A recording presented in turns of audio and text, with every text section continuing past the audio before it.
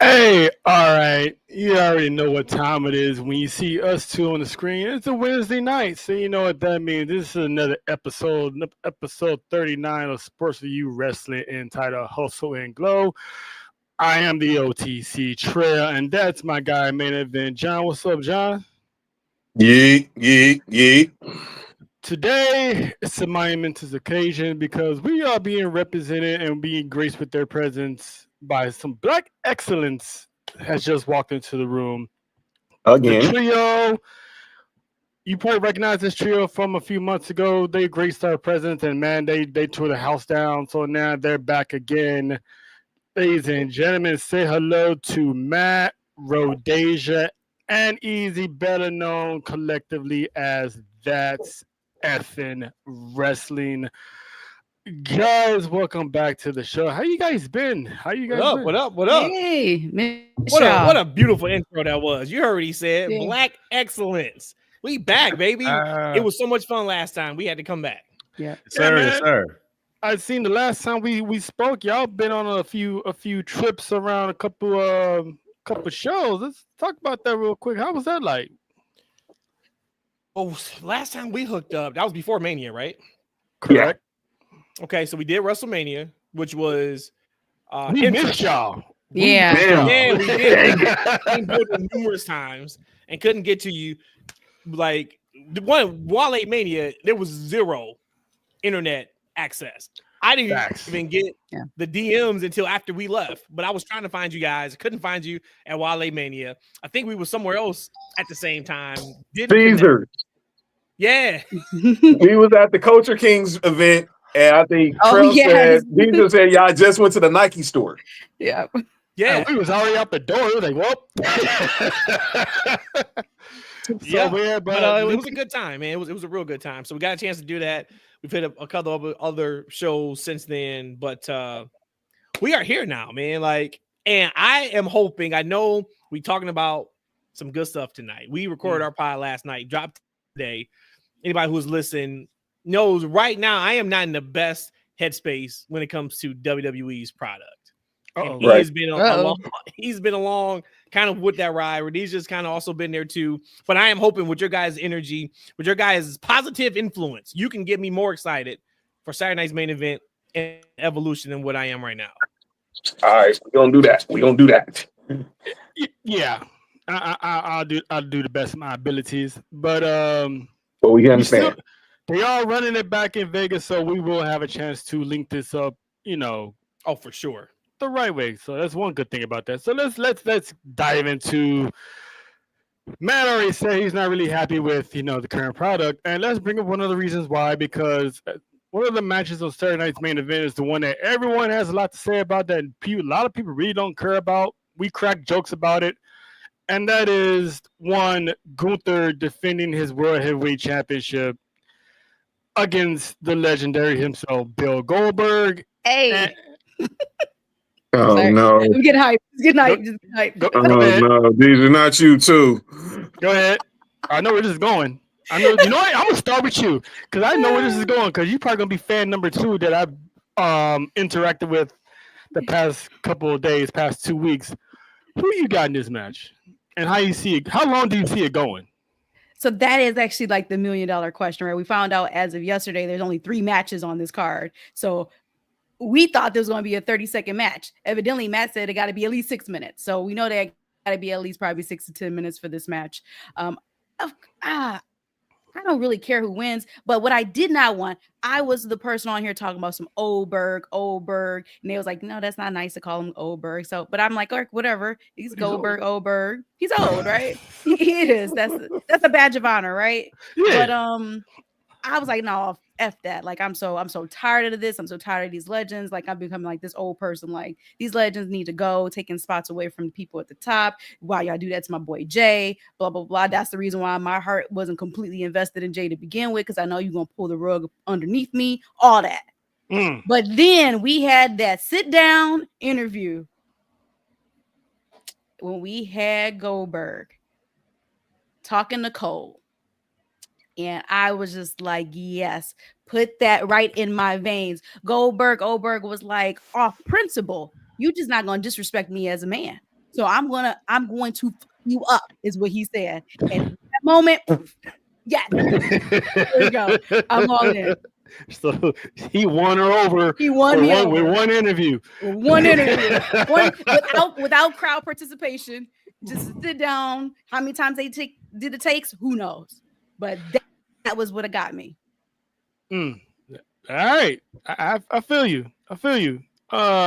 Ishan, what you think, man? Who you got winning? And how long you think this match in your opinion, this match gonna cover? Because I got the under. I got at least 5 minutes or less.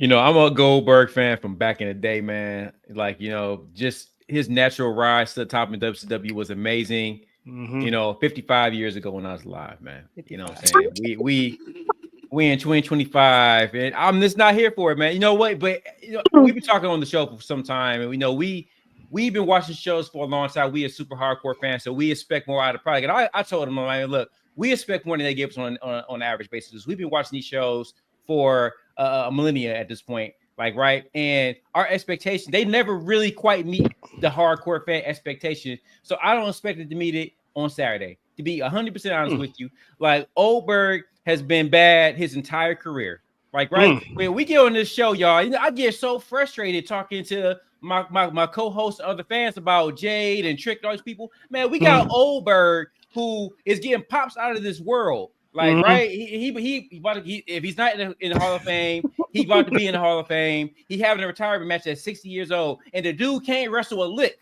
Trick Williams right now, this day, is a much better wrestler than Goldberg would ever be in his entire life. But this man is getting this send-off on his 6-minute match. We talk about, and we asking the question right now, and we okay with it. If in a real talk, is it going to be 3 minutes? Is it going to be 2?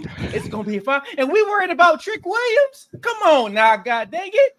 Like, if Goldberg can get away with this for 55 years, Trick is going to be all right. Let's talk about Goldberg. I don't care. Send this man on his way.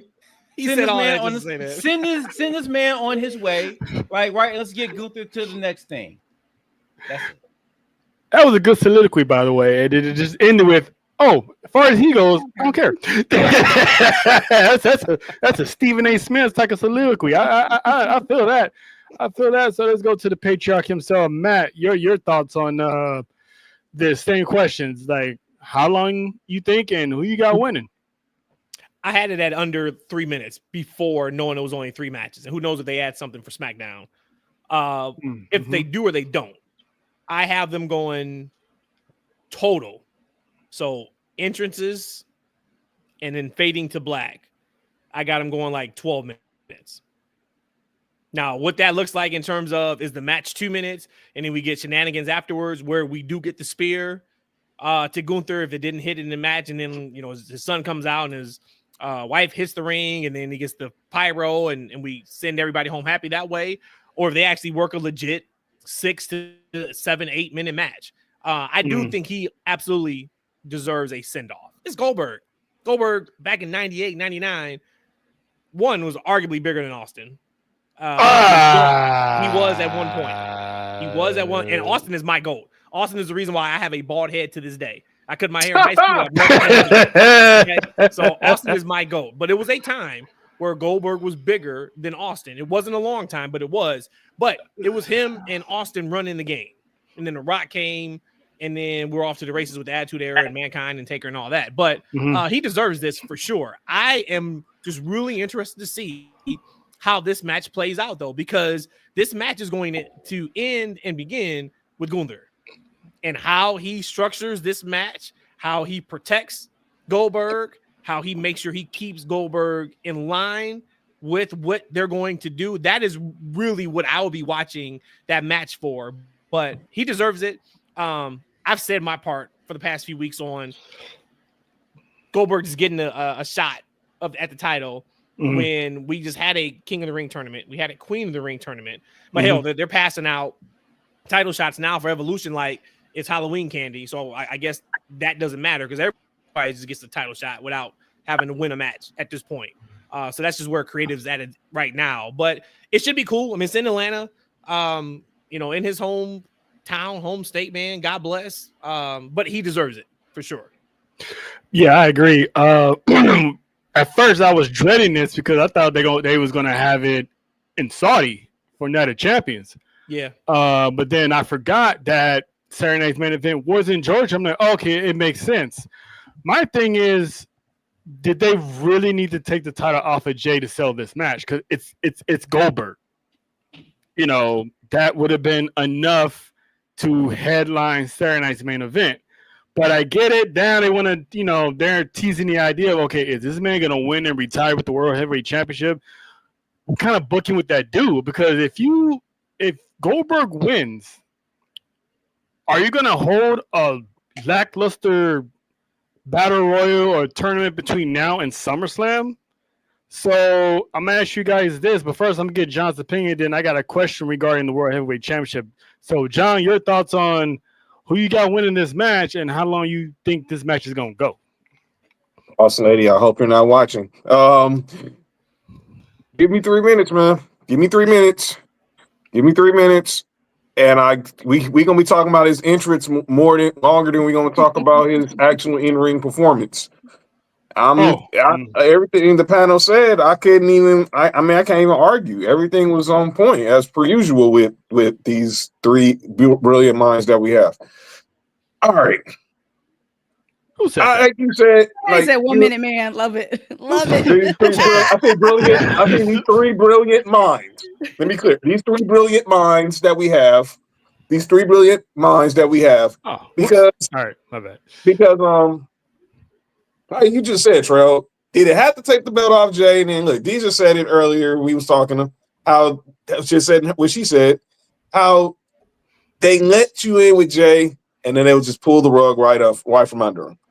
And this match sold itself, even based off what happened at Bad Blood. You didn't need it to be a world title match, but I get like it's probably meaning that Gunther's probably gonna have a half long reign as champ, and then he's eventually probably gonna get cashed in on by Seth or something, probably. But give me 3 minutes. Gunther retains. We finally get that Goldberg gets his swan song in front of the ATL crowd. 28 years to the time when he beat Hogan in the Georgia Dome. That and he goes off the way. That goes off the way. Mm-hmm. I know, right? That's awesome. 28 years to the day, 28 years nearly to the day that he beat Hogan in the Dome. And I think he'll get his swan song. If I was looking this match, spear, powerbomb, spear, powerbomb, jackhammer, cookout, spear, powerbomb, sleeper, good night, go back home. But that's what we're here for, though, right? Like, right. We're being completely honest. We don't want to see Goldberg in a 10-minute plus match. Goldberg's never been that guy. He got gassed out, punch him in the face, smashing his head against when they knock and say Goldberg, you're up. Smashing his head against that door, coming out in the fireworks, breathing. The big booms, the kicks, the punches, he gets in the ring, spear, jackhammer. That is the Goldberg package. So for anybody to expect something different now is ridiculous. That ain't the Goldberg package. So to your point, John, and like that's also been a lot of Cena's formula now. Actually, it's kind of like the formula for a lot of these main events in WWE is we do some stuff and then it just becomes a spam fest of finishers. Either reversals of finishers, or we're hitting finishers and we're kicking out. 2 of them, 3 of them, 4 of them, 5 of them. You know what I mean? So we'll see. We'll see. I mean, it's. Let me ask you guys this. Let's just say hell froze over and pigs fly, and this man pins Gunther for the World Heavyweight Championship. Are we all unanimously demanding the cash in? Yes. I think so. No. I think so. No. I don't. Oh, why not, man? You want him rolling in the Raw with the title? No, but he's not going to roll in the Raw. He's going to roll into the emergency room. That would be a horrible. Don't even do the match. If Goldberg wins the title and then gets cashed in on by Seth Rollins, and that is the end of the Goldberg story, we have failed. This whole thing's failed anyway, but you can't get any worse. I get you. Okay, so then Matt. Okay, so then he goes how long then with this title? Like that to me would be probably devastating just because That's we why it's already not have. gonna happen. I love put that John negative Cena. energy out here. Okay, I'm about to say because that just That's doesn't why- even make sense. You're gonna have But two of the if heavyweight it does champions. happen, so here is the reason for them doing this. No matter what we would see at All In, and I am so high on the All In card this weekend. No matter what they do, if they put on every match is 5 stars, and it is the best show in history. If Goldberg wins the championship, that is what we are all talking about as our lead story. On our podcast and on Twitter and on Instagram. That's true. TikTok, That's it's right. going to be Goldberg right. won the championship. So if they want to just steal the spotlight, that's the move. Oh, That's right. That's right. I can't argue. That's right. if it's just I'm intrigued because when John pointed out the history, we all know Triple H is a big buff about history repeating itself. So that's what scares me because this man pulls his trigger and has this man walk out of Atlanta, Georgia as world heavyweight champion. It's like, what's next? Where do we go now? Because he's advertised as a retirement match, which means only one match. So what happens to the championship?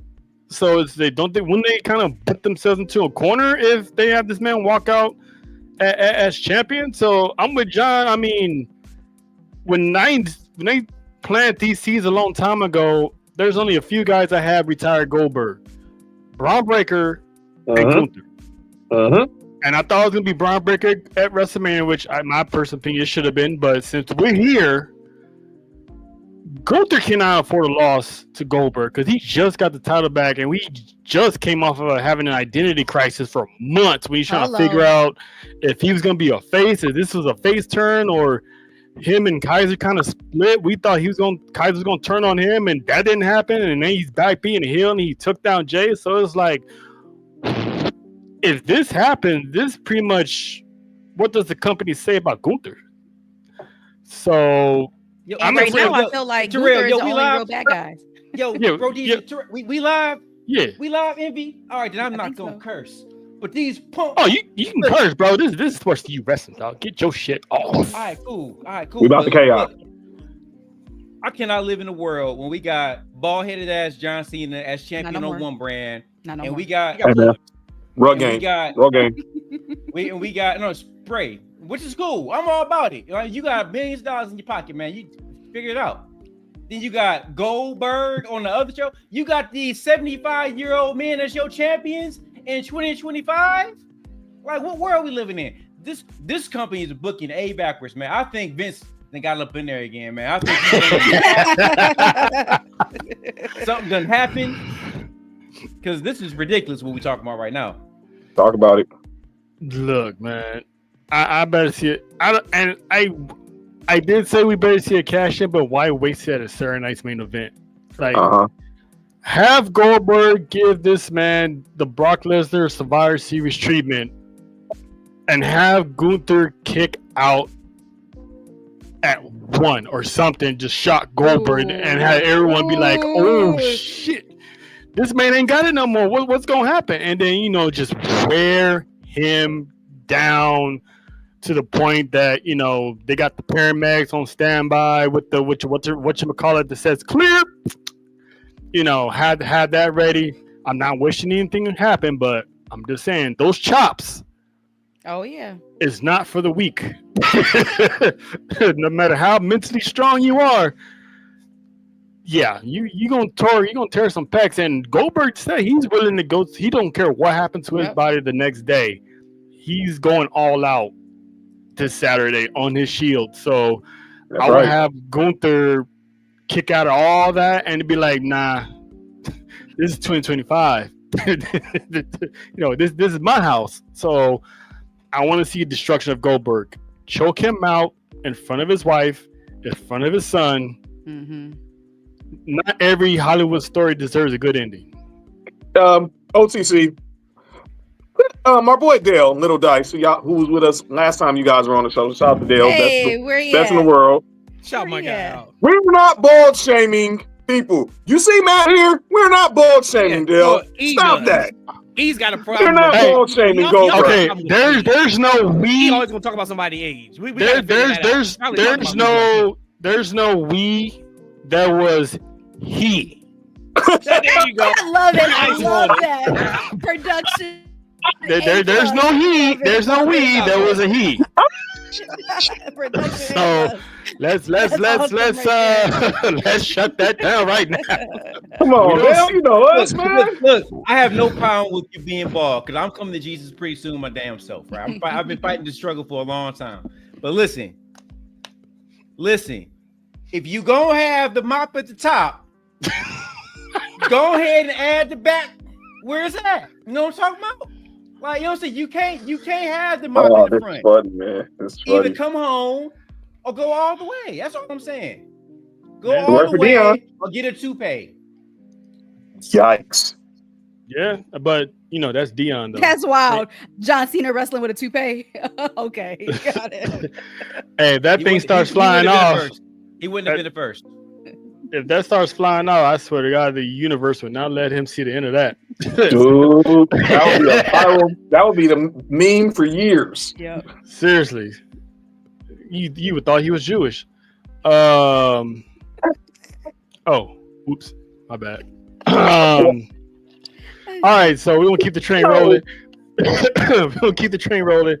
The next match was actually brought together a few days ago, literally out of nowhere, and that was the return of Drew McIntyre, who's been missing in action for a couple weeks, if not a few months. Just shows up on a random taping of SmackDown instead of a live episode of SmackDown. And you know, good to see same old Drew. By the way, I'm gonna cop that shirt that says "Bored at Work" because that makes you want to buy that shirt and take it to work, and just be like bored at work. You know, but unfortunately, we don't wear t-shirts. But it'd probably be like my last day of work if I ever. So that's definitely gonna be get that shirt. But yeah, so and then all he did was eat an RKO and boom, we got a match. Good job building this. I mean, I get it. It's a TV special. Doesn't really have to have a build. It's not a PLE. So you just, this is one of those that I'm cool with. You just, you know, throwing matches there that make sense because this is kind of tying up some loose ends because they've had 50-11 matches in the past. So I get it. This is must see. Bring out the heavy hitters. Matt,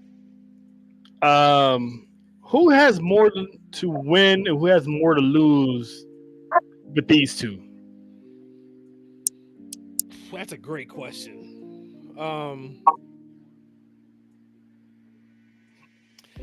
It's not even about the finish in terms of who wins or loses. It's about the next step, no matter who wins or loses, right? Like, okay, Drew wins. All right, what's next for Drew? Okay, Priest wins. Okay, what's next for Priest? I'm sorry, not Priest, but Orton. I still think we are getting Cody and Orton as a feud in a couple months. So no matter what, when Orton turns heel, everything that happened before that we're going to forget about. Yeah. So then if you say that, you say, okay, Drew needs a big win.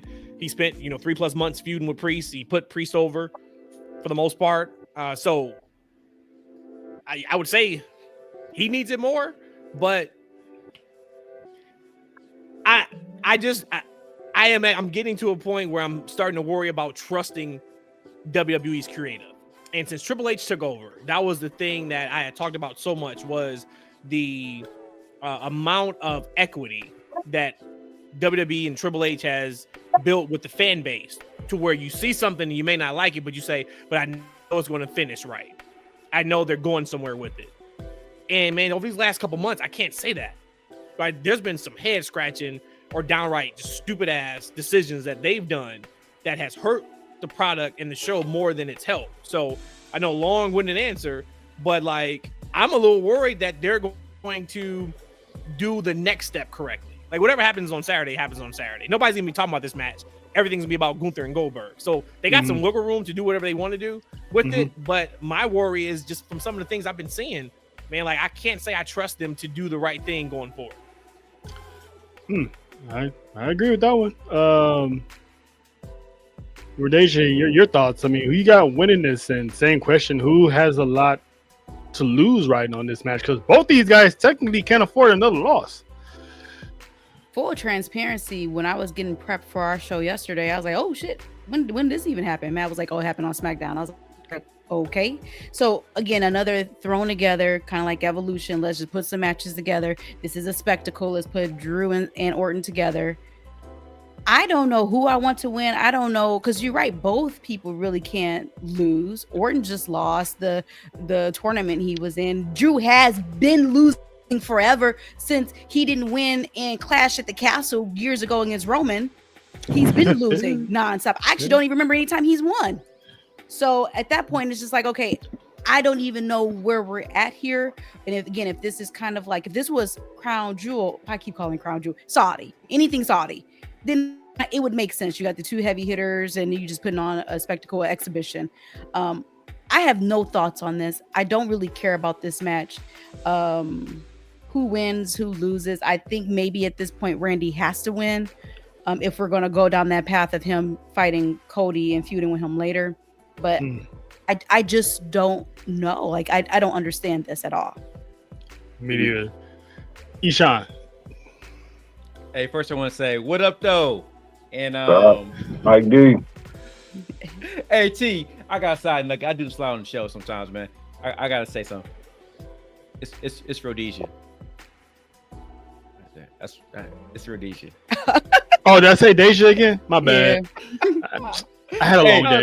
Usually I get it right. Usually I get names right, but today I just had a long day. Hey, listen, I was calling. Hey, don't call me Ro. Just don't call me Ro. I hate Ro. Ro sounds like Ho. Don't call me that. You can call me anything you want to. You see, we didn't Unless we in the bedroom. I was calling her Deja. You can call me bitch in the bedroom. You can call me all that. Oh, wait.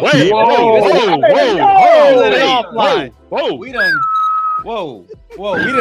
We done brought. Hey, if y'all don't know. Someone brought chaos. That wasn't me. Thank you.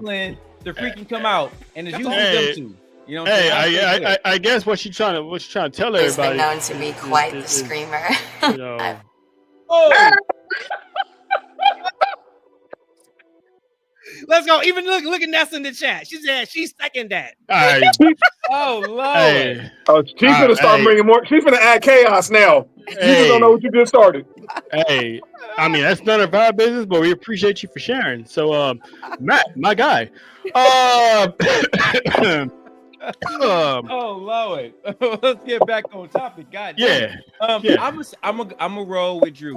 Drew is just returning, right? So, you know, he just came back. First match back. I don't think he loses, but I think he can tell a story with Orton, right? I think that the story with Orton going forward could be him getting frustrated, right? He's in the last thing of his career. You know what I'm saying? He wants to get to the championship. He's kind of slipping away. Does he need to be aggressive? Does he need to be the old Randy, right?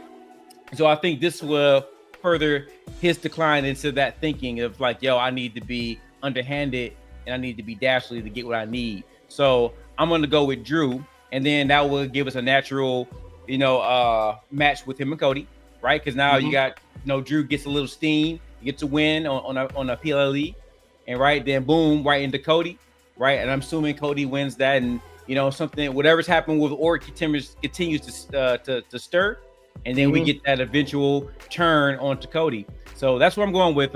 Drew winning at the Saturday night PLE. All right. And John, your thoughts on this match? Who you got? I got Drew too, because I think we're finna start seeing more of the voices in Randy's head just keep talking and talking and talking. We saw it when we did the Night of Champions launch on Trail. It was like he was hesitating if he wanted to punt Cody. Now I don't think he's gonna have that. We clearly saw he's not gonna have no hesitation with Drew after he hit him with that RKO on Friday. But he's gonna have those. He might have that moment, that little momentary relapse. And when he has that one momentary relapse, he's going to walk right into Claymore country. And Drew's going to get the 1, 2, 3. And I think Drew and like you said, they both really can't afford another loss. Orton lost to Cena. He loses to Cody. Drew, obviously, we haven't seen him since the last Saturday night main event when he lost in the steel cage to Damian Priest. Sorry, Jesse. Sorry, Jesse Ventura. But I got Drew. And clearly, something is different whenever he comes back on TV.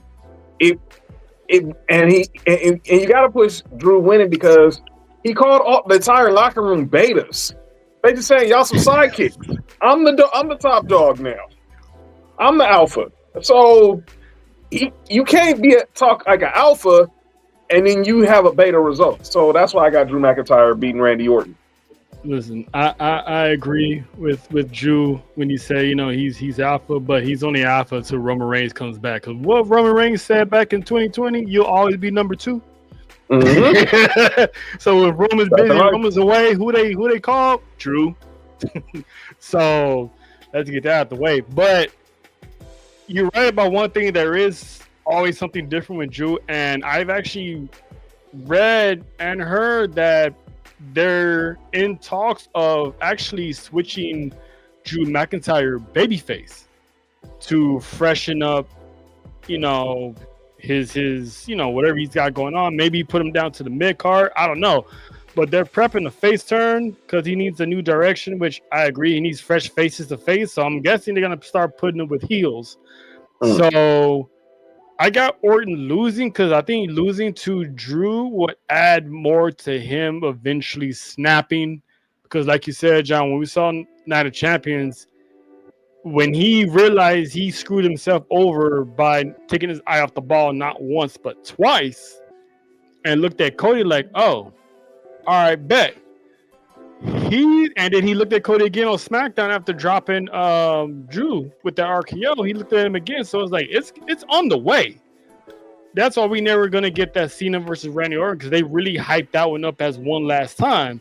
So I think Orton will go back to being that Orton that everybody loved. Now, will he be 09 Orton? I don't know, because that 09 Orton, that man should be locked up for life at this point. That bald-headed Orton was a menace to society. You know, dropping old ladies, dropping women, dropping legends, dropping the boss's daughter and kissing the boss's daughter in front of her husband. That was wild. The man was an unstoppable menace. So I don't think he's gonna be doing any type of that stuff anymore because, you know, he got kids and a wife. So I think he's just gonna be a little bit more vicious. This is random though, real quick. Go ahead. When Randy Orton came back, one of the multiple times he came back, I did really think he was gonna RKO Rhea Ripley. I don't know if y'all remember, it was a time when Rhea was just badass, and I'm like, come on, Orton. Oh, he said Daddy's home. When he said Daddy's home. After War Games. Right after War Games. Yep. Me and Matt kept talking about that. They were leading up to that. I thought that was the thing because that was when Rhea was putting her hands on all the guys. And I was like, okay, when Orton comes back, she eating that. And we just we never got to that. We never got that. Yeah, he RKO'd Nia, so it wasn't a thing of like women are completely off limits. Yeah, but Stephanie. If you think about it, I think he kind of came back saved. If you catch your drift, he was gone for like years, didn't know he was gonna wrestle again. So he found this whole new lease on life. So he was letting people slide, you know. Well, and actually, what I think it really was, if I'm not mistaken, I think when he came back, she was out of here. In terms of popularity, it may not have gotten the reaction they wanted, right? Oh no! It would have got a reaction. Rhea Ripley got RKO. It would got a reaction.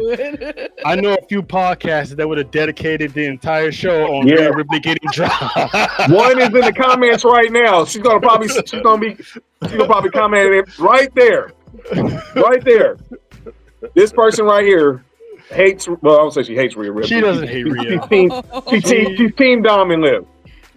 So it would have been something. It would have been something. But I think Drew's gonna get on the winning track. So let's hope for the best on that. And speaking of someone who needs to be on a winning track, this guy here won LA Knight. Yeah. This man is going against Seth Rollins in a very interesting, anticipated grudge match that I'm actually invested in because ever since the King of the Ring tournament, LA Knight's been doing a drive-by on Monday Night Raw every now and then, showing up when you least expect it. It's kind of giving me the Attitude Era vibes when Stone Cold used to just pull up on a random and just start dropping people and taking off. He's still over. The fans still fuck with him. So it's like he hasn't lost that edge yet. So, and there's been talks of him moving to Monday Night Raw, so which is why he's constantly over there. So I think Seth Rollins doesn't need a win. He's already Money in the Bank, Mr. Money in the Bank. So he has a guaranteed title match whenever he wants. So, and it's not the first time he's taken an L and went on to cash in. So I got LA Knight finally getting a win because the man lost his title at WrestleMania. I mean, he got screwed out of the King of the Ring tournament.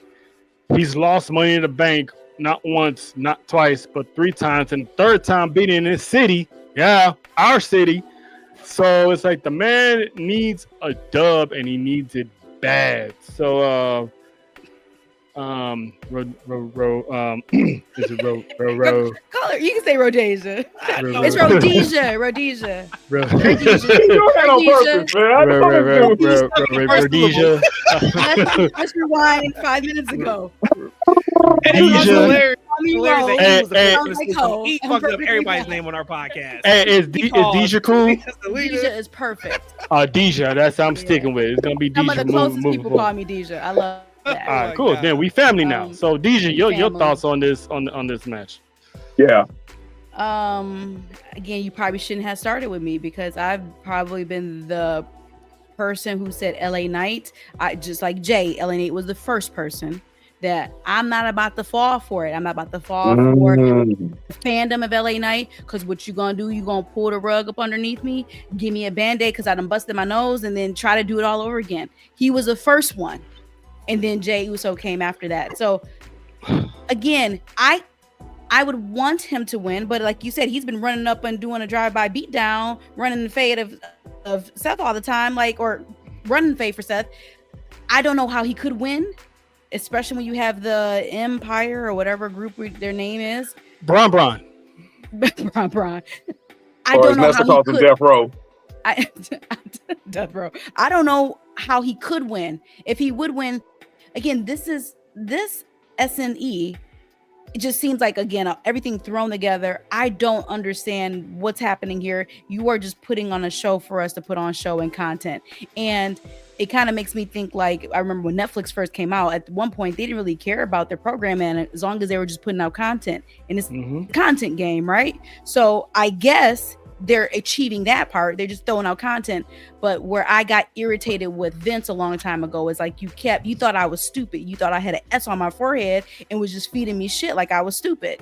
Now, I'm not saying I'm here right now. I'm not saying that at all. I promise you. But what I'm saying is that I'm not understanding these matches. It's not meaningful to me anymore.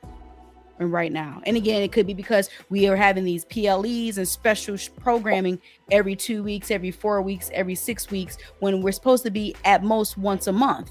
It's hard to be excited for a show like this, and the shit just been thrown together. So I don't know if I even answered your question, but LA Knight, okay, I want him to win, but I would not ever be emotionally connected to LA Knight ever again. Just like how because again, I'm a scorned woman. I've been heartbroken before.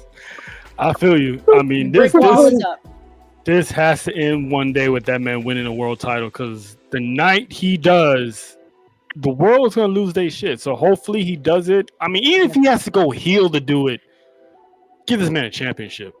When do you think that's gonna happen though? Like, completely honest, we know it's not happening this year, right? So we know it's not happening in 2025. Do you see him being a world title holder in 2026? I do. Okay. Because I see Sammy winning the Royal Rumble, but I think he's gonna go for the WWE title. Okay. So you got Knight winning like at WrestleMania? No, I got Knight. Well, yeah. Have him win the Elimination Chamber. Okay. Yeah, I'm not gonna say put him in Money in the Bank again. So just have him win Elimination Chamber.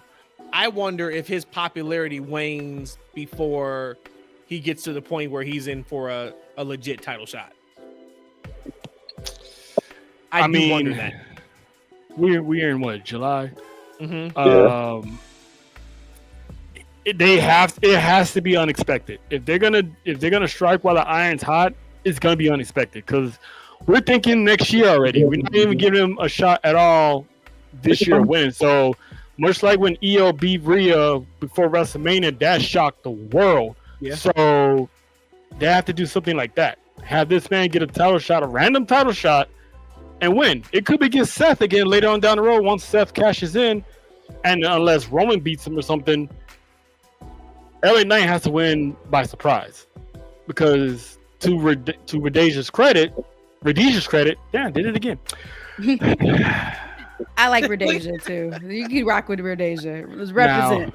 No, the funny thing is like when you just like it's like you hit your own personal reset. But every time you say it, I need you to keep rocking it. To hell with Ishan saying, man, if she is Rhodesia, she is Rhodesia. Okay, I don't give a damn what he says. Don't say Ro. Just don't say Ro. It's Rhodesia. Fighting. Yes. It's Rhodesia. You know. Yeah. I'm gonna call it Deja. I'm gonna call it Deja. Every time, Mama call her Deja. I'm not saying Ro no more because it doesn't remind me of all those Country Wayne skits. So my bad. And Ro sounds like hoe. Don't call me a hoe. Oh, You know what? No, because there's no way I would ever call her Deja. Shout out the book. I would never do that. But Ishan, your thoughts on LA Knight and Seth Rollins? You know, we talked about this a couple of times, man. I love LA Knight. I like him a lot. So you know, back in the day, right? Back in the day, I always go back in the day. I'm like damn near 75 years old. Everybody wasn't world champion. Like Razor wasn't champion, Mr. Perfect wasn't champion. There's a lot of guys who were super popular over with the crowd that this was never champion. LA Knight at this moment, you talk about like the pecking order, who's at the top. Like it's just a lot of guys that are ahead of him. You mean I think that Drew deserves another title reign before LA Knight. You know what I'm saying? I think Orton should get it one more time. Like, right? People have been kind of scratching for Sammy to get it, right? He's been in the company much longer than LA Knight, right? Not to say that LA Knight isn't popular. Maybe this isn't the time for him, right? And just because he doesn't become champion doesn't mean that his career wasn't where it needed to be. However, at some point in time, like my guy Cody Rhodes said that sometimes, you know, you got to do a character refresh, right? So maybe at some point, if he were to become heel, right? And I think a heel LA Knight will be fine.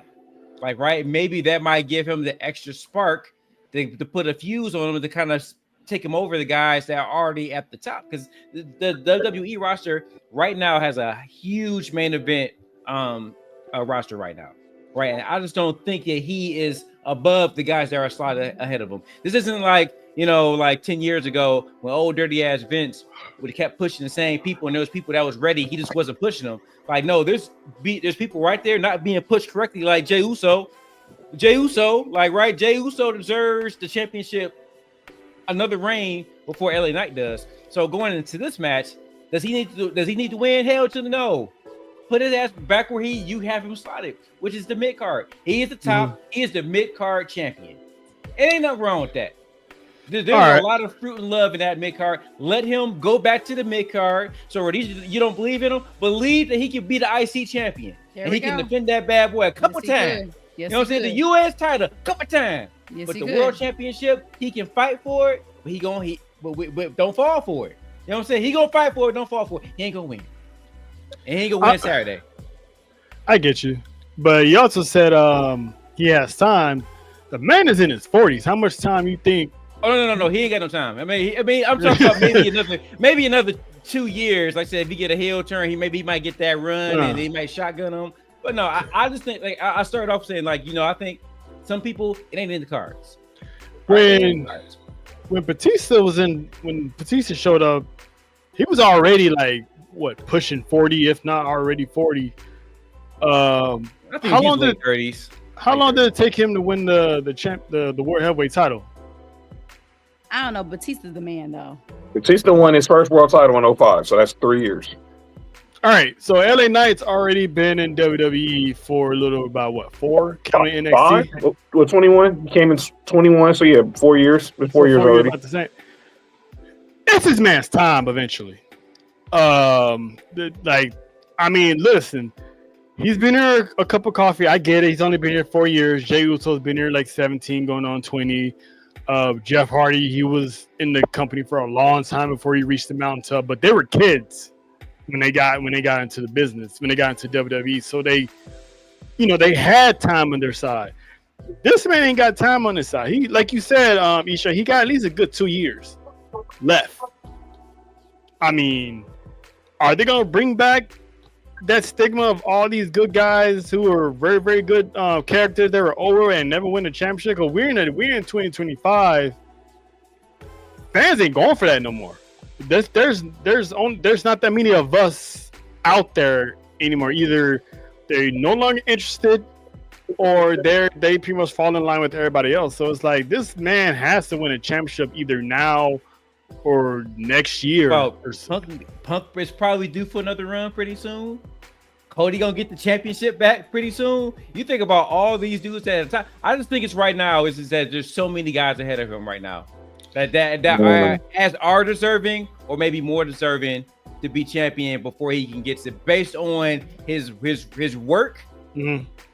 And then this is popularity overall.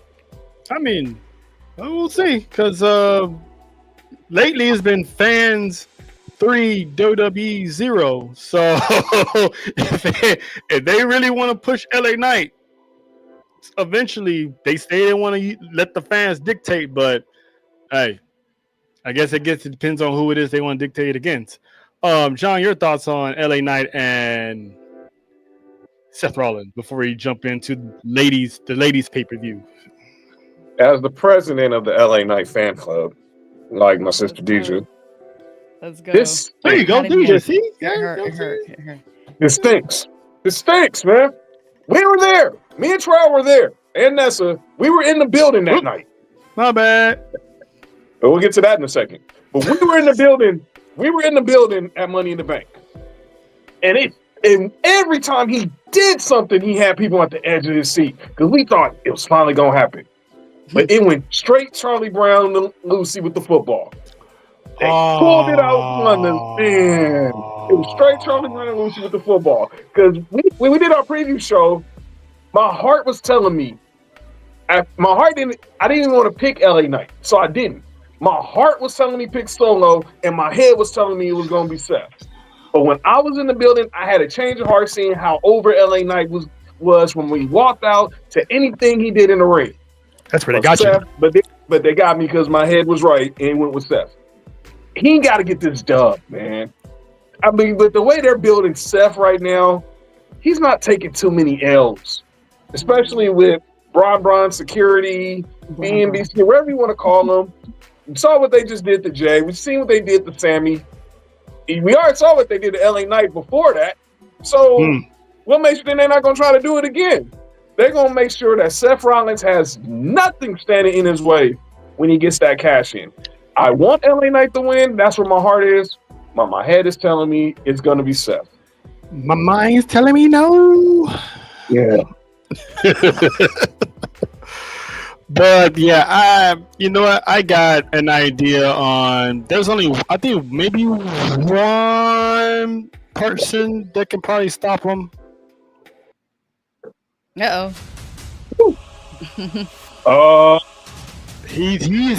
gonna be the beacon. TikTok. And the clock is ticking on his return. So I don't think, that's what I'm saying. I don't think Seth Rollins is gonna cash in anytime soon. And when he does, this is the one time I want to see a cash in fail, because Seth Rollins really doesn't need the World Heavyweight Championship either. I mean, I still got him winning it. I had him winning the title off of Jay because the feud was there. It would make sense for him to take the title off of Jay. Everybody who's fans with Jay probably wouldn't have gotten mad if he got cashed in on by Seth Rollins, because we all expected it. So we didn't get that. So they pretty much threw everything out the window. So I don't know how to call that one. Matt, your thoughts, man. Who you got genuinely winning this match? I haven't even given it a thought. I was just listening to all you guys because I don't care about this match. But I will say, Rhodesia made a comment about like it doesn't make sense. It makes perfect sense. LA Knight's been pulling up on Raw recently. It makes sense. To me, it just feels like it's kind of being shoehorned into Saturday Night's main event a little bit. Like it's not as big because once again, this show is strictly about Goldberg and Gunther. So I feel like anything else they put on the show is kind of like it's going to get lost in translation. I'm excited for the match because I think it's a big spot for LA Knight. You can go with anybody who has the briefcase is Teflon, but they're still building Seth and his group. So for me to say like I think LA Knight's gonna beat Seth Rollins, that's a tough pill for me to swallow. I easily see Braun and Braun coming down, costing LA Knight, and then that being the catalyst to LA Knight permanently moving to Monday Night Raw and then having a feud with either Bronson Reed or Braun Breaker. I mean, let's not forget though. Yeah, they said does have Braun, but let's not forget LA Knight do got backup. I mean, you got Penta. You still got Jey Uso. Well, I don't know how bad Jey Uso is because they haven't said anything about him yet. And you still got CM Punk. You still got Uncle Phil lurking in the shadows. So when it's time, I'm pretty sure they're gonna pull another Avengers Endgame scenario for Saturday night's main event, and have this. So it's basically a toss up. I still got LA Knight winning because LA Knight does need to win, and he needs to win bad. Because how many L's is this man gonna take before everyone's gonna be like, you know what? I mean, Rhodesia's halfway there. I don't know where John's at. Eshawn's like, you know what? Hey, he's a mid-carder for life. So he definitely needs to win. But real quick, Trail, real quick. Yeah. You brought up Roman. I want to make a comment. You brought up about Roman potentially failing or having Seth fail to cash in. I put a short out a couple weeks ago on YouTube, and actually a few days ago I put it out, and it kind of said the same thing: is that when Seth cashes in, Roman's going to come out to have him fail to cash in. And it was interesting. That video got some thumbs down. It got some comments about we got to stop wasting cash ins. Stop wasting cash in. It doesn't make sense to waste cash in. And I think we're starting a little bit to lose the plot of what this is. Exactly. Seth Rollins doesn't need the championship. No. That is the best way for Roman to come back and to cost Seth Rollins his title, because his entire thing has been about him winning the championship. Paul Heyman being with him was about taking over WWE for the next 10 years. Him having Bronson Reed with him having Braun Breaker with him was all about taking over. So you took my wise man at WrestleMania. You pinned me again because I've never pinned you, Seth Rollins. Right. To foil him winning the championship, which this entire thing has led to, and that's wasting a cash in. Like, we're starting to lose the plot with this. A cash in should not automatically mean you win the championship. Back in the day, the Money in the Bank was for that person who was around the IC title. Now they're next up. And that's not really what Money in the Bank is anymore. I just think that we got to be careful with thinking that a failed cash in, if it's not a part of a bigger storyline, which it would be, like, then we wasted it. I just think that's wrong. Yeah, I agree. You know what though? Stay with that for just a second though, man. Like John, you spit some facts real quick, man. You probably know off the top of your head. How many failed cash-ins have we had in the history of WWE? Just off the top, maybe again. Off the top, it's an 83. I think it's an 83% cash-in success rate. So we had Corbin, we had Braun Strowman. Obviously, last year we had Drew. We had Austin Theory. About 6 and 7 cash people who've held the Money in the Bank briefcase were unsuccessful. Men, though. Only men.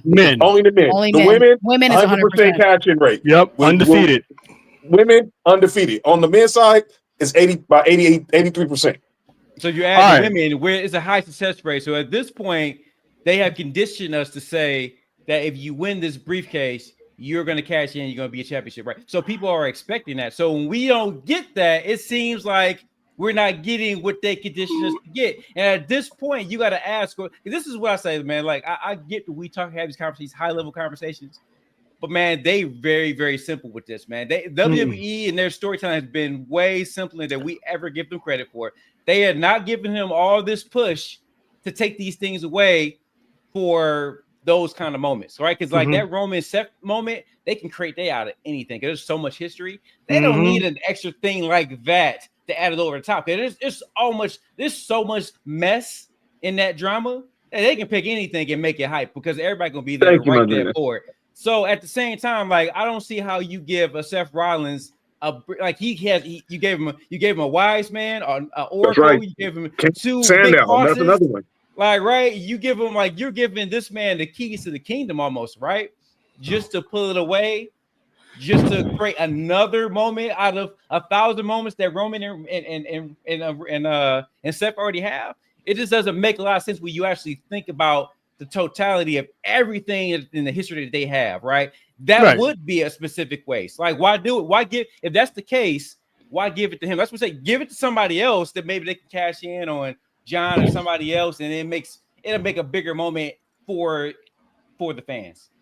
Right. And since people are complaining that, they're wasting the cash-ins, let's actually dive into the people who failed the cash-ins. Damian Sandow. Not one person saw him winning the WWE Championship or World Heavyweight Championship. They wasn't pushing him like that. That's gone. That's gone, right? Corbin. Austin Theory. As much as Vince wanted to push him, with Roman Reigns as undisputed champion, it wasn't happening. Especially you got Reigns and Brock Lesnar fighting for the championship. The boy wasn't gonna do it. That's 2. Braun Strowman. If you wasn't gonna have him beat Brock Lesnar for the championship, what makes you think he was gonna cash in and win after Roman Reigns just brought the Shield back together? That wasn't happening. And then Baron Corbin. Enough said. So those wasted cash-ins are on people who are never touching the WWE Championship or World Heavyweight Championship to begin with. Look at everybody else who's won. Company put stock behind these people. Edge, Jay, Jack Swagger, even though it was a failed push, but they still put stock in them. So they're only going to have people cash in. Hell, Seth Rollins, they only have people who cashed in or the ones they was actually going to push. The people who failed, they was not going to push. And as far as the women, I would have been okay of Carmella not winning. I'm just saying. I would have been cool with that. I would have been cool with that. Don't forget, Cena failed cash in.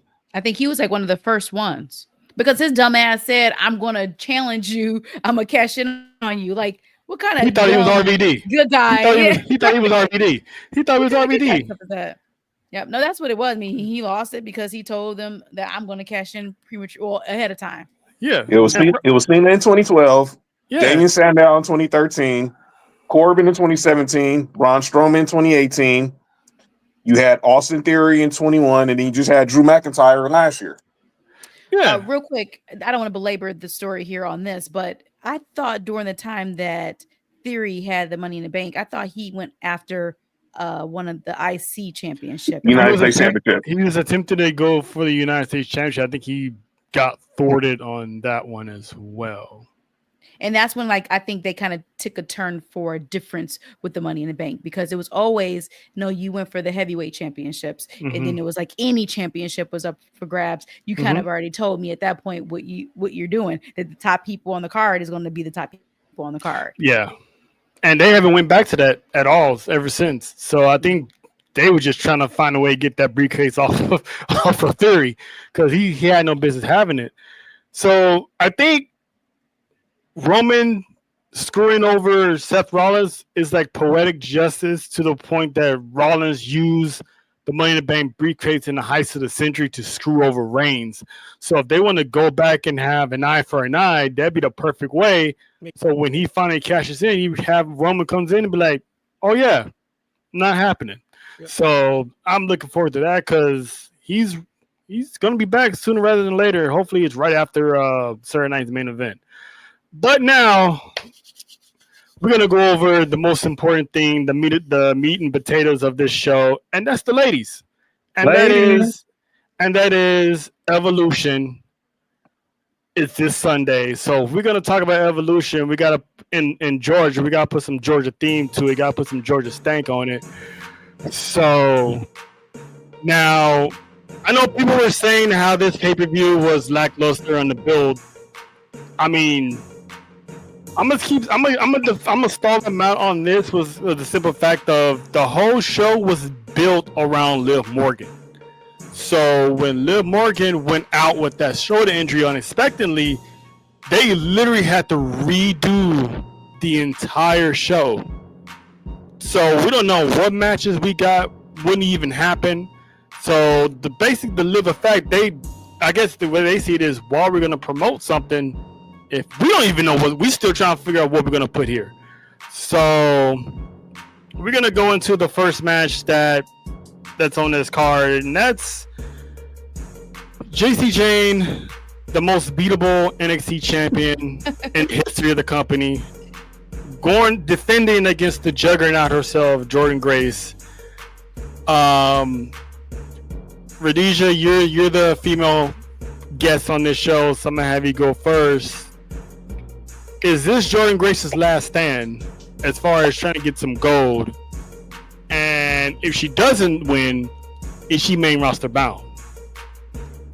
Main roster meaning Raw or SmackDown. Whew. So there is no doubt that Jordynne Grace needs to have her WWE run. It is completely her time. Do I want her to come up to the main card?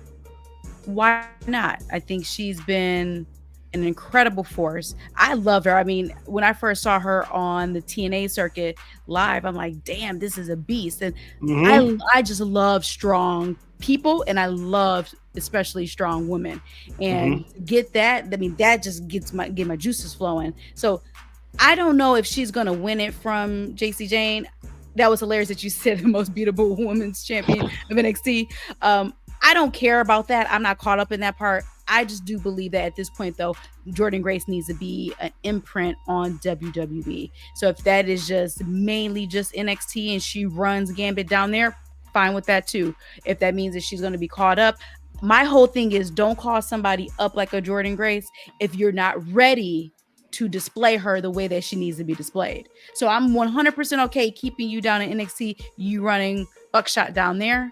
Perfectly fine. Don't care about who wins. Just again, this should be Jordynne Grace's official time of being stamped as WWE. Yeah, I agree because Stephanie Valkyries on the main roster out the way. Julia main roster out the way.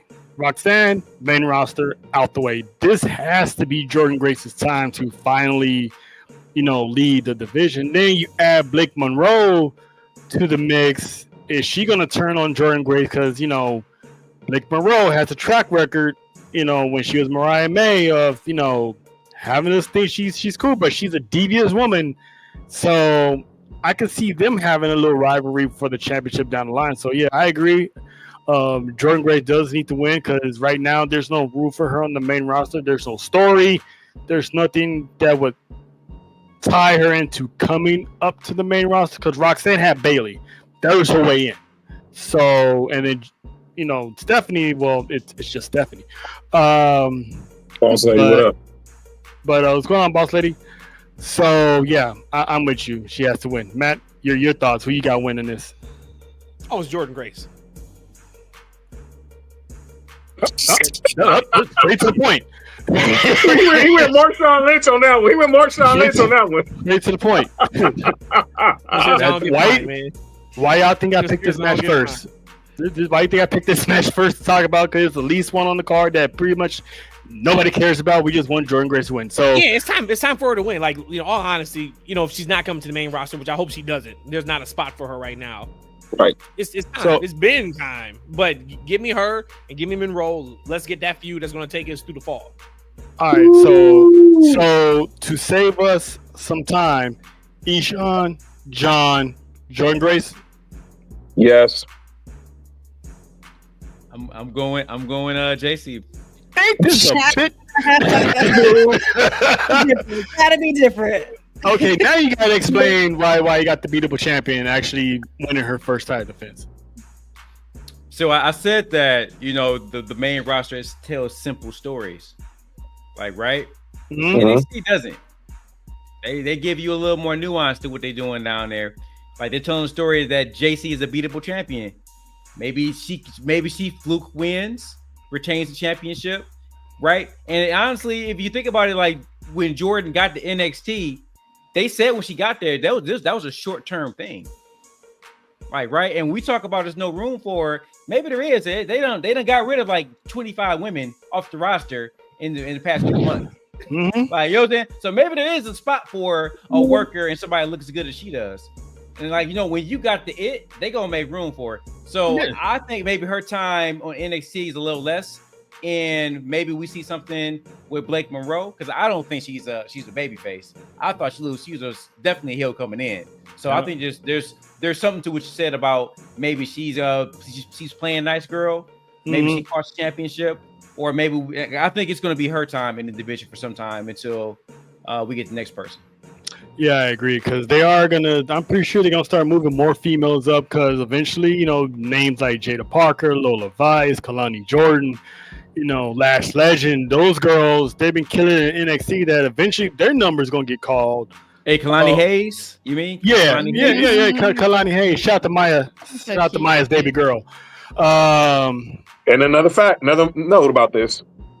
The winner of this match the following week is on their way to Slammiversary to take on Masha Slamovich title for title.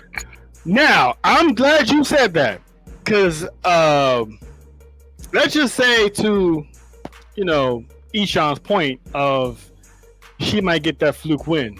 She's getting steamrolled by Masha Slamovich. That don't mean she's gonna make the summer as NXT champion. So Masha Slamovich could actually be the first woman to not unify, excuse me, let me take that back, because there's no unification on the line, but to be a dual promotional champ in a major promotion in TNA and WWE, because she pretty much would do what Trick didn't do. He was the first one to win TNA Gold, but she's going to be the first one to win NXT Gold while holding TNA Gold. So if that happens, sign me up for some Masha Slamovich and Jordan Grace. I still want Jordan Grace to win, because I want to get Masha Slamovich and Jordan Grace one more time. One more time. Because that's the woman that took the TNA title off of Jordan and sent her to WWE. So they can definitely tell a story on both promotions on that one. But yeah, so it's unanimous, Jordan Grace all the way. So I'm going to go with the next match where everybody's going to have something to say, because it's for the culture. It's one of my favorite storylines in 2025. One of the SmackDown's best storylines since the whole Roman Reigns bloodline story ended at WrestleMania 40, and that is our girl Naomi and Jade Cargill. And I believe, if I'm not mistaken, a no holds barred match. It is. Correct. Correct. So, AKA 30 South Street Fight. And if I'm not mistaken, ain't Jade from Georgia? That's where she resides. That is where she currently resides. All right, so she lost a lackluster match at WrestleMania. Let's just call it for what it was. It was cool, but it could have been better. They're gonna make up for this, because this is gonna go down. You got two sisters who are closest friends. They're gonna beat the hell out of each other. So I got the Queen of the Ring herself, Jade Cargill, because she already punched a ticket to SummerSlam. So I'm wondering, with the third big three show up in Georgia this weekend and cause some ruckus, because my prediction, my theory is we're going to get these three going at it in Paris. I don't know how we're going to get there, but we're going to get there, and it's going to be for the WWE Women's Championship. So I got Jade. Rhodesia, who you got? I feel so bad because I don't think I've actually truly answered any of your questions. You did. Who I want to win. You did without saying yes or no. So I don't care. I mean, this is again Naomi's shining moment.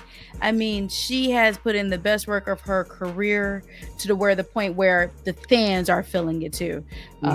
This is it's a beautiful moment for her.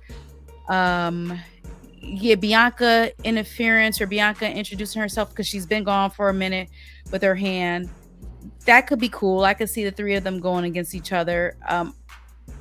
I'm still very critical on Jade, and I know that. I think I talked about it on our pod a couple weeks ago about maybe even an unfair pressure that I have on Jade. So there's still a lot to prove to me, and I know that already. I know that's how I feel about it, because when I look at Jade, she is not of this world. So you got Bianca, who is a god, you could say, but she's a god of this world. You look at Jade, she's beyond that. She is like, she could possibly be the face of the company. Regardless of gender, she could be the face of the company. So I do kind of hold her to a different level. I just still think that it's going to be Naomi's show. She's going to just showcase what she has. She's going to make Jade look good, because that is just what Naomi does. Her and Natalya, they're the ones who've been here forever, putting over your favorite female wrestlers. I don't care. I think I'll go with Naomi's going to win. I don't actually know or even thought about it. I just know that it's going to be fun to see them. Anytime you have a stipulation like this, like a street fight, no holds barred, it's going to be like a lot of tomfoolery going on. So I'm open for it. But I am excited to see what we see here tonight, because I want to see Jade. To me, is always a heel, and I know that she can look like a face, but man, she's just deep down inside, to me and in my spirit, she's always a bad girl. So I'm interested to see how this turns out. And Naomi going 2-0 against Jade. No, Jade won at Mania. Oh wait, did she? Jade won at Mania. I had it backwards, and no one even told me. All right, so yeah, I had it backwards. So yeah, Naomi has to win, but I'm still picking Jade anyway, because one, I can't backtrack because I already said it. It goes down. Ishan, you agree with Rhodesia, or are you gonna go against the grain and pick Jade? I'm gonna go Jade, man. I'm going Jade because I don't think that Naomi needs a win.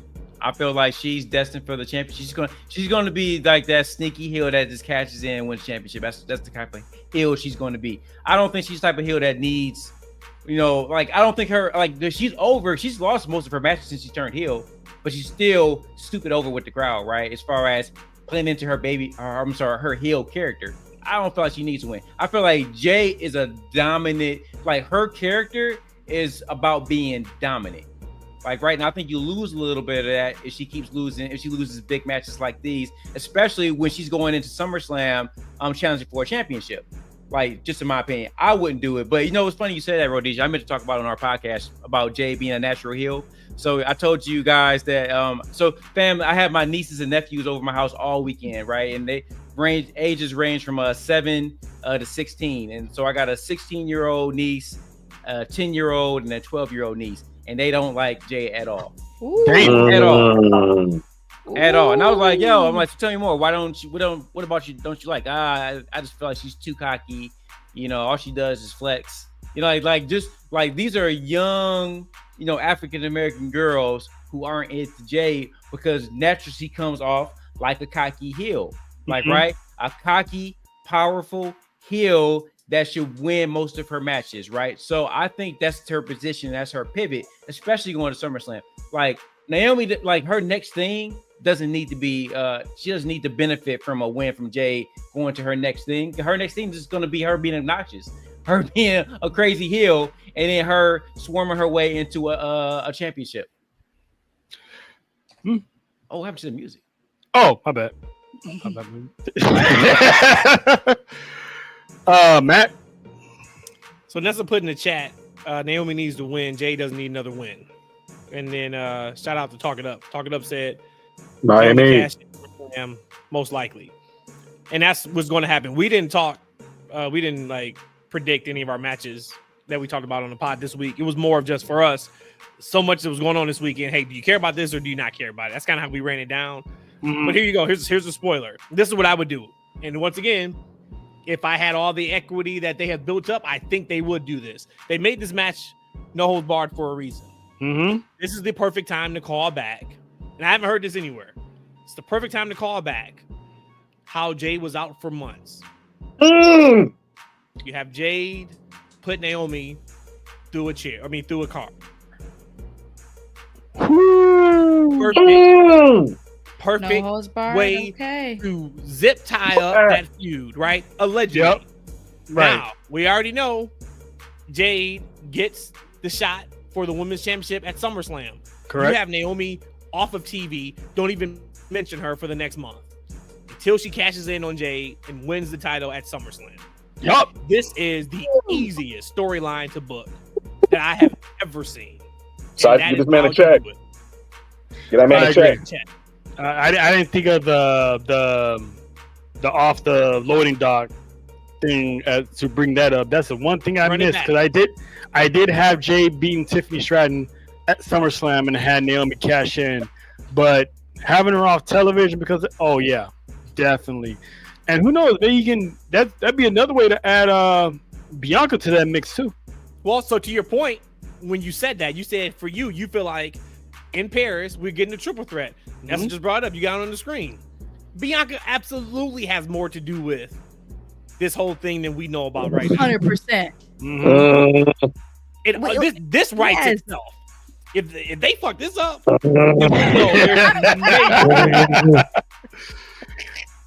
I guess someone over there trying to start his car. John, you good? You guys got someone to say? Look, man. All right. Look, part of my theory got pretty much screwed when Jakar Jackson got released, but I still think Lash Legend was a higher gun in getting Jade through off that loading dock. Hey, that train sailed, bro. Yeah. Damn it. But I'd still Well, it's not keep worse up than fighting. mine. I said Jade attacked her own self, which I said that too. I'm still okay. So I'm My still daughter's mama said that. I'm I still said that going to too. say that Jade did it. You ain't the first How do person you who have said an that. how are you have an instant black eye? Like we just saw you just got thrown through a thing. It takes time to get a black eye. It takes time to bruise. You did that shit and you made your own makeup up. Don't play me as a fool. You did it, Oh, Jade. boy. Women don't makeup, so I'm not gonna argue that. Hey, walk that fine line, John. Walk that fine.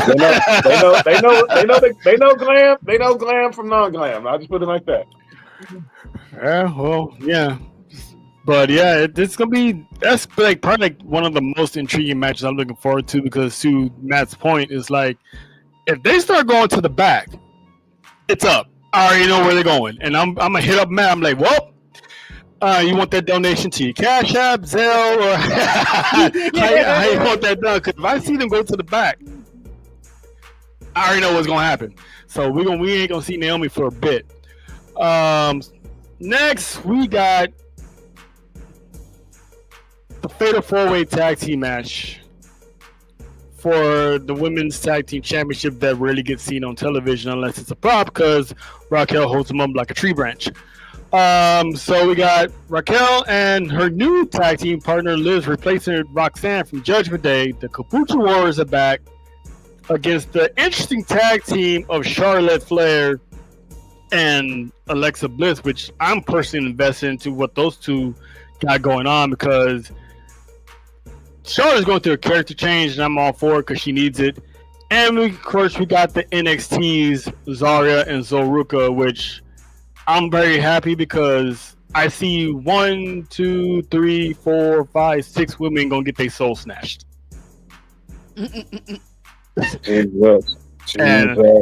And I'm all for it because me and John were at Stand and Deliver, and when she hit them soul snatchers off, listen, I never thought I would ever see a female version of RKO ever in my lifetime.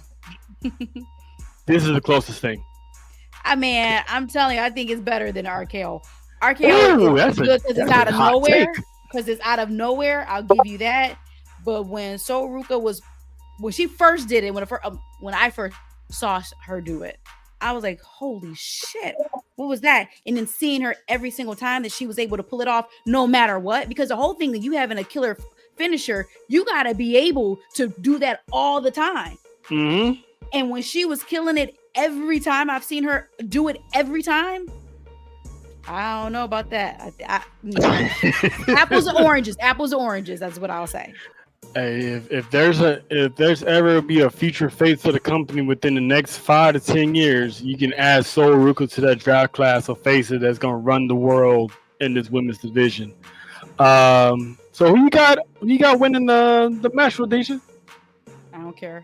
It's gonna be a showcase again. Who cares? It's gonna The because it's for theme the of the title. show. This is I the don't title. care. No, Roxanne and Raquel is gonna retain. But again, this would be a good showing for them. This is like it's a production for them. So yes, So I think that it'd be a good match. that's the theme of Radacia's answers on the entire Evolution. Big time, They- man. Hey, Deja, what do you think about Evolution? Boy, if you don't get the fuck out my face. And that's a A++ movie. So let me It is. plug It Sinners. is. Sinners is incredible. It is. If you haven't watched it, it's on Max. So Man, no, I'm so mad. I bought the 4K disc. Like, you guys probably don't know, I am master when it comes to like audio and video. Like, my stuff's got to be perfect. The sound's got to be perfect. The video's got to be perfect. So I order all my movies through Amazon. They lost my disc. We was going to watch Oh. it. It is lost in the mail. I went to go reorder it today. And they talking like July 15th, 16th. it didn't get lost. Yeah, someone's like, yeah, let me It didn't get lost. let me Yeah. It didn't get lost. We're like, who? Yoink. And don't let it be a woman delivery driver. Ooh, you mean 2 Michael B. Jordans? Right, exactly. Yoink. That's crazy. Yeah, that's the only thing that's to say about that movie. 2 Michael B. Jordans. But yeah, John, your thoughts on this, man? Who you got with this tag team?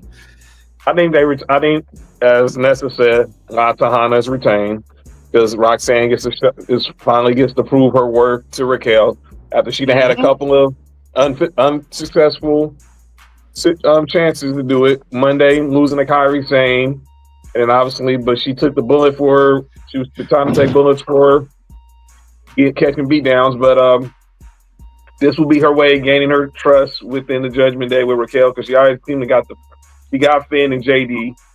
She hasn't gotten Dom yet. But I really want to know who the hell put that visual up of Liv Morgan. I mean, my God, dude. A Kevin Lynn visual over a shoulder injury? That was insane. Man. You know, and Raquel, she ought to be ashamed of herself of doing that little prayer. Like Mary, I was like, no. She ain't dead. I was like, all right, Raquel got a little comedy to her. I'm like, I dig it. Yeah, but give me the Tejanas, and I'm looking forward to seeing So Ruka in this match, and the evolving story with Charlotte Flair and Alexa Bliss, especially coming off Charlotte Flair's Players Tribune article.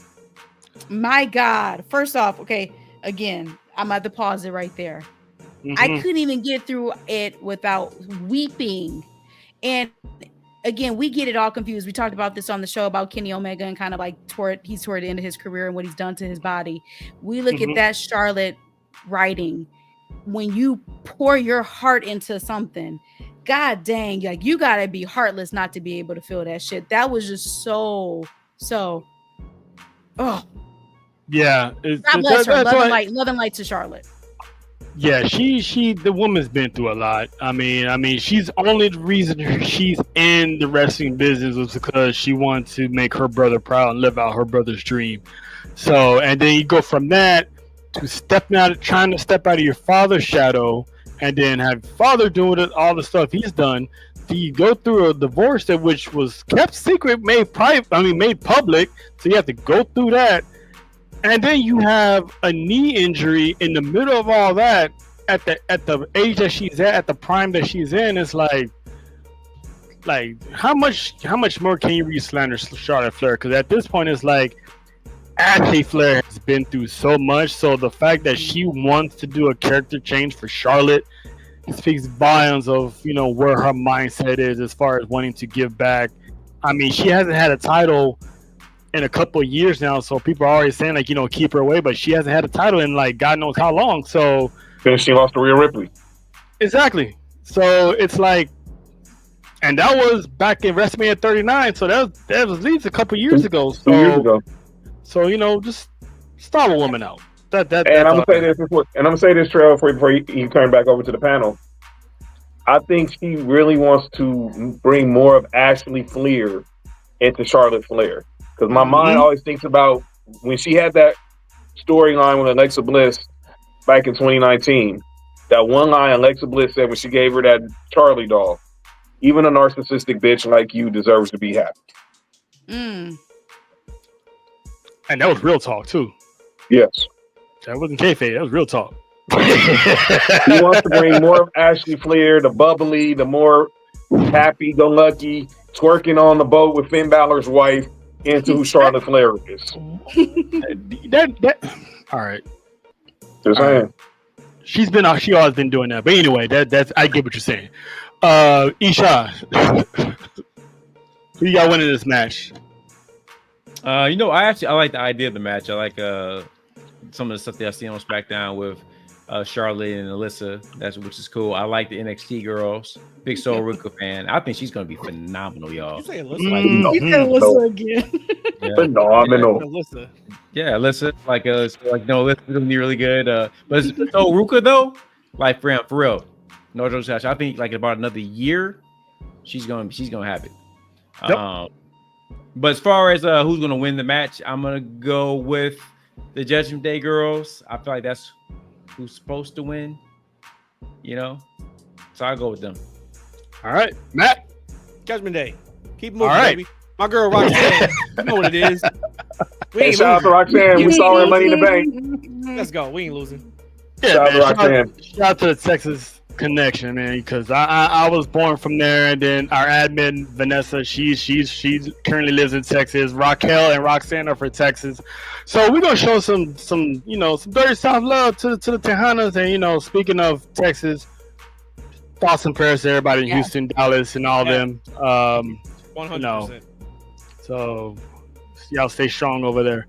All right, so pretty much Matt is going with the Tejanas, so we're gonna move it on along to another match which might have heel turn implications, and that is mommy herself, Rhea Ripley, going for the women's World Heavyweight Championship against Io Sky.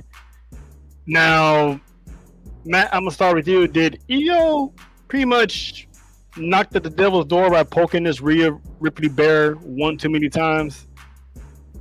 I'm gonna say no, because Rhea never has beaten her yet. Right? So we go off storyline. Why would I not pick you? I beat you every time. You don't have my number.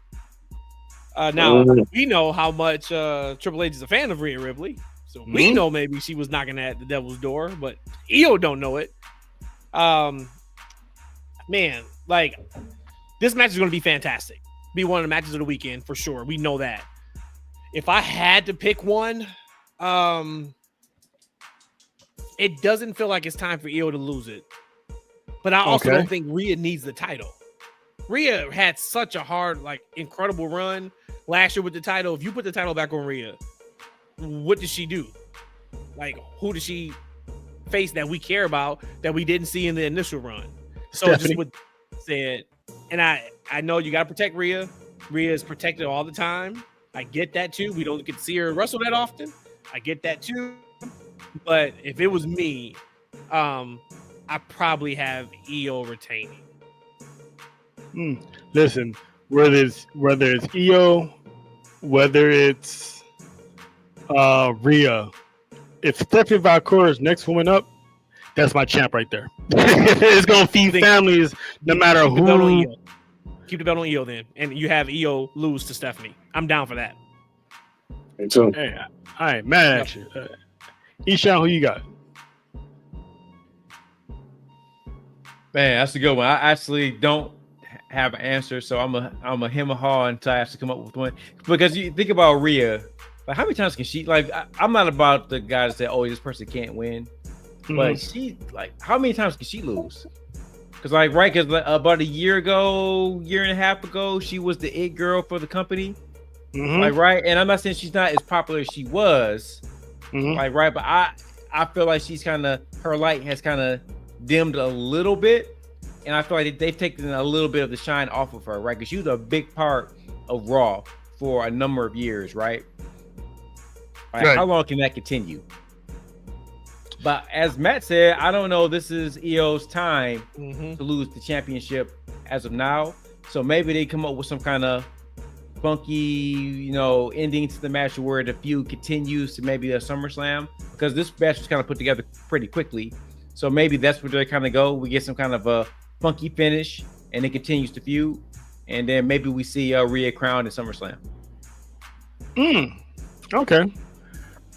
Yeah, I mean, this feud has been low key carried on for years, and I guess Rhea hasn't really gotten over that hump, like you said, because at WrestleMania she failed her shot because she pinned Bianca. So I can see this carry on to SummerSlam. So I'm guessing whoever wins that Battle Royal is pretty much the winner of that Battle Royal is getting their shot at the champion in Paris.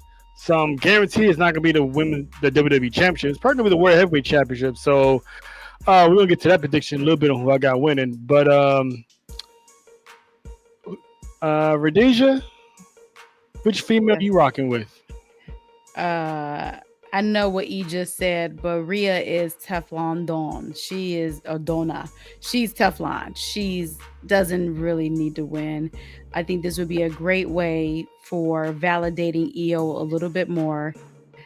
Let EO win. I'm actually answering the question. Let EO win. Hey, ain't nobody complaining. I love your soliloquies. I mean, that's what we're all about. Just have to always be straightforward. And I actually got EO winning too because I want to see Rhea crash out even more over the fact that she just can't beat this woman.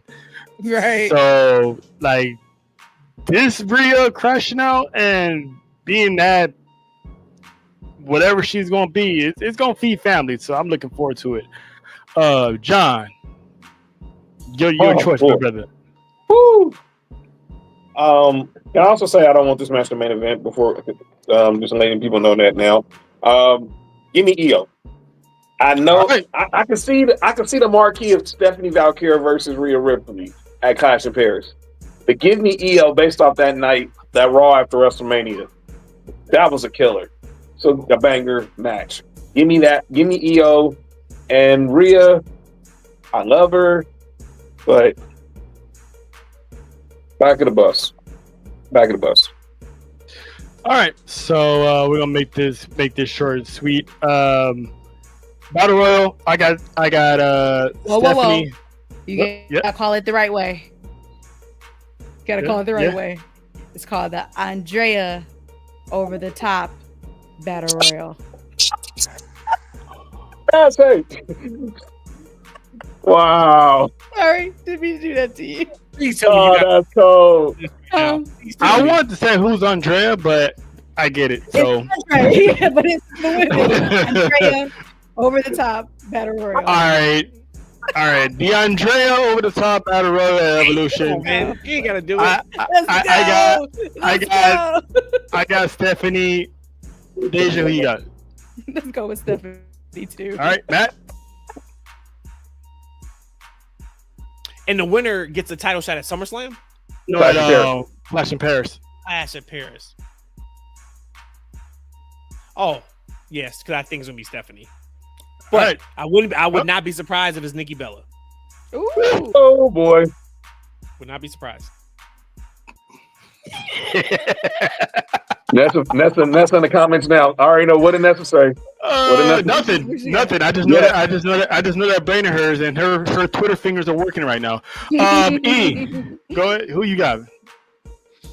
I gotta be honest with y'all. I had no idea who was in the damn thing other than Stephanie. So I started to go with her by default, but I like Matt's idea with Nikki Bella. Oh no! It's a 2-woman match. Wow. No, someone's showing up. A surprise entrance is showing up. Ooh. Before we jump off of that, these all of a sudden AJ history moments they've been posting up. Are they trying to tell us something? Huh?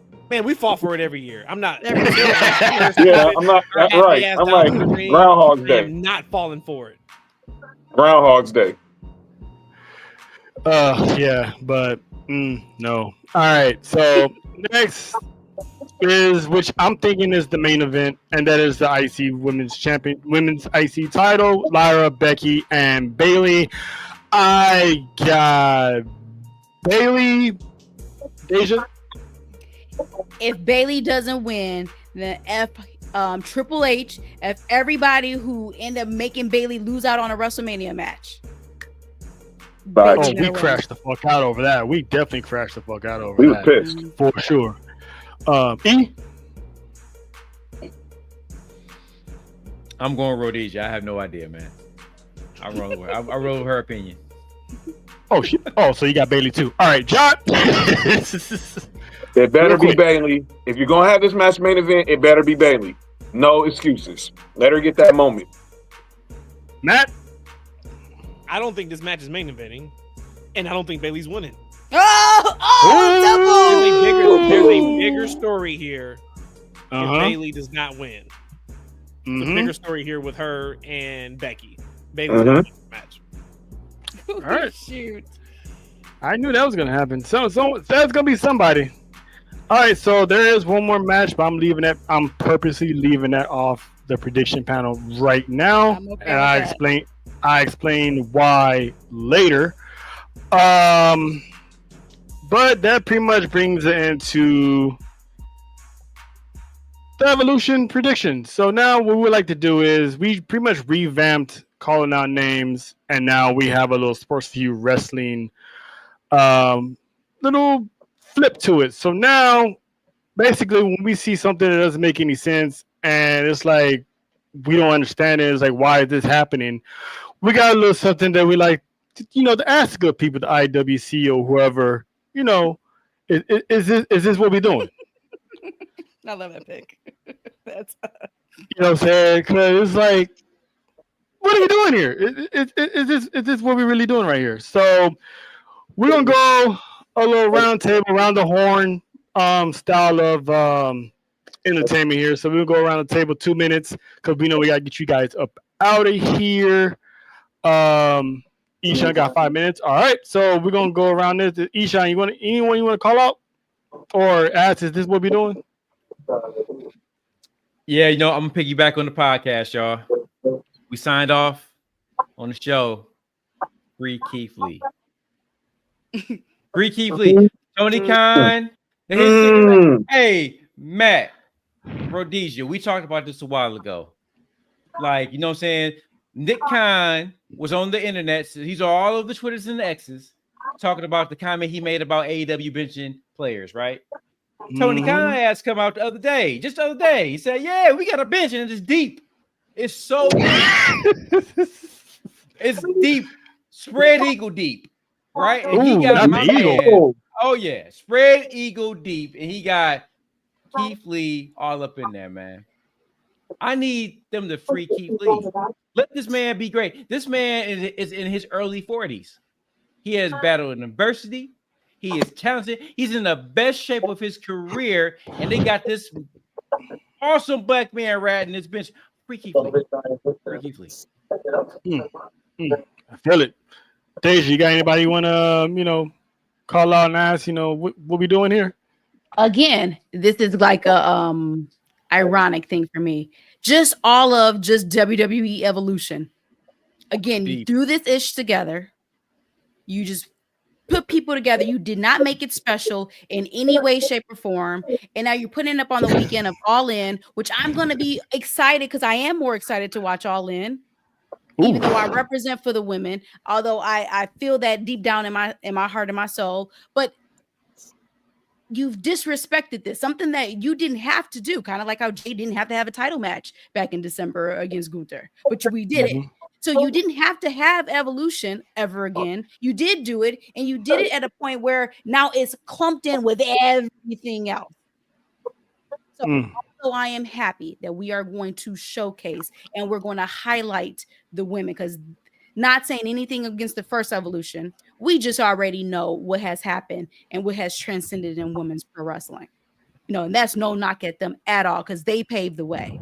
In the same time, I'm proud and happy to have an all women's wrestling event. You just threw it together and you said, here, take it. As Matt said, just take it. Shut you up. Here you go. And that's where I'm upset. So that is that image that you had there, John. That's how I feel right there. But in the same time, grateful and happy about it. But like, there we go. Like, huh? Okay, I guess I'm happy. I'm happy we having this. Matt. Mine is just for Triple H and the creative team in WWE. And I have been talking about this for over a month now. It's been a few months, but really been talking about it for a month. And I've been talking about the cracks in creative and the cracks that we're starting to see that was not there a couple years ago. We spent more time, it feels like, talking about Saturday Night's Main Event and Evolution than they did thinking about how to present this to the general public. I truly believe that. Trail, I get your point about Liv. Liv was going to have a huge position in Evolution. She was going to have a huge SummerSlam also. Mm-hmm. Liv was not involved in either one of the title matches, world title matches. She was a tag team champion. That wasn't, you still could have booked and promoted that the correct way.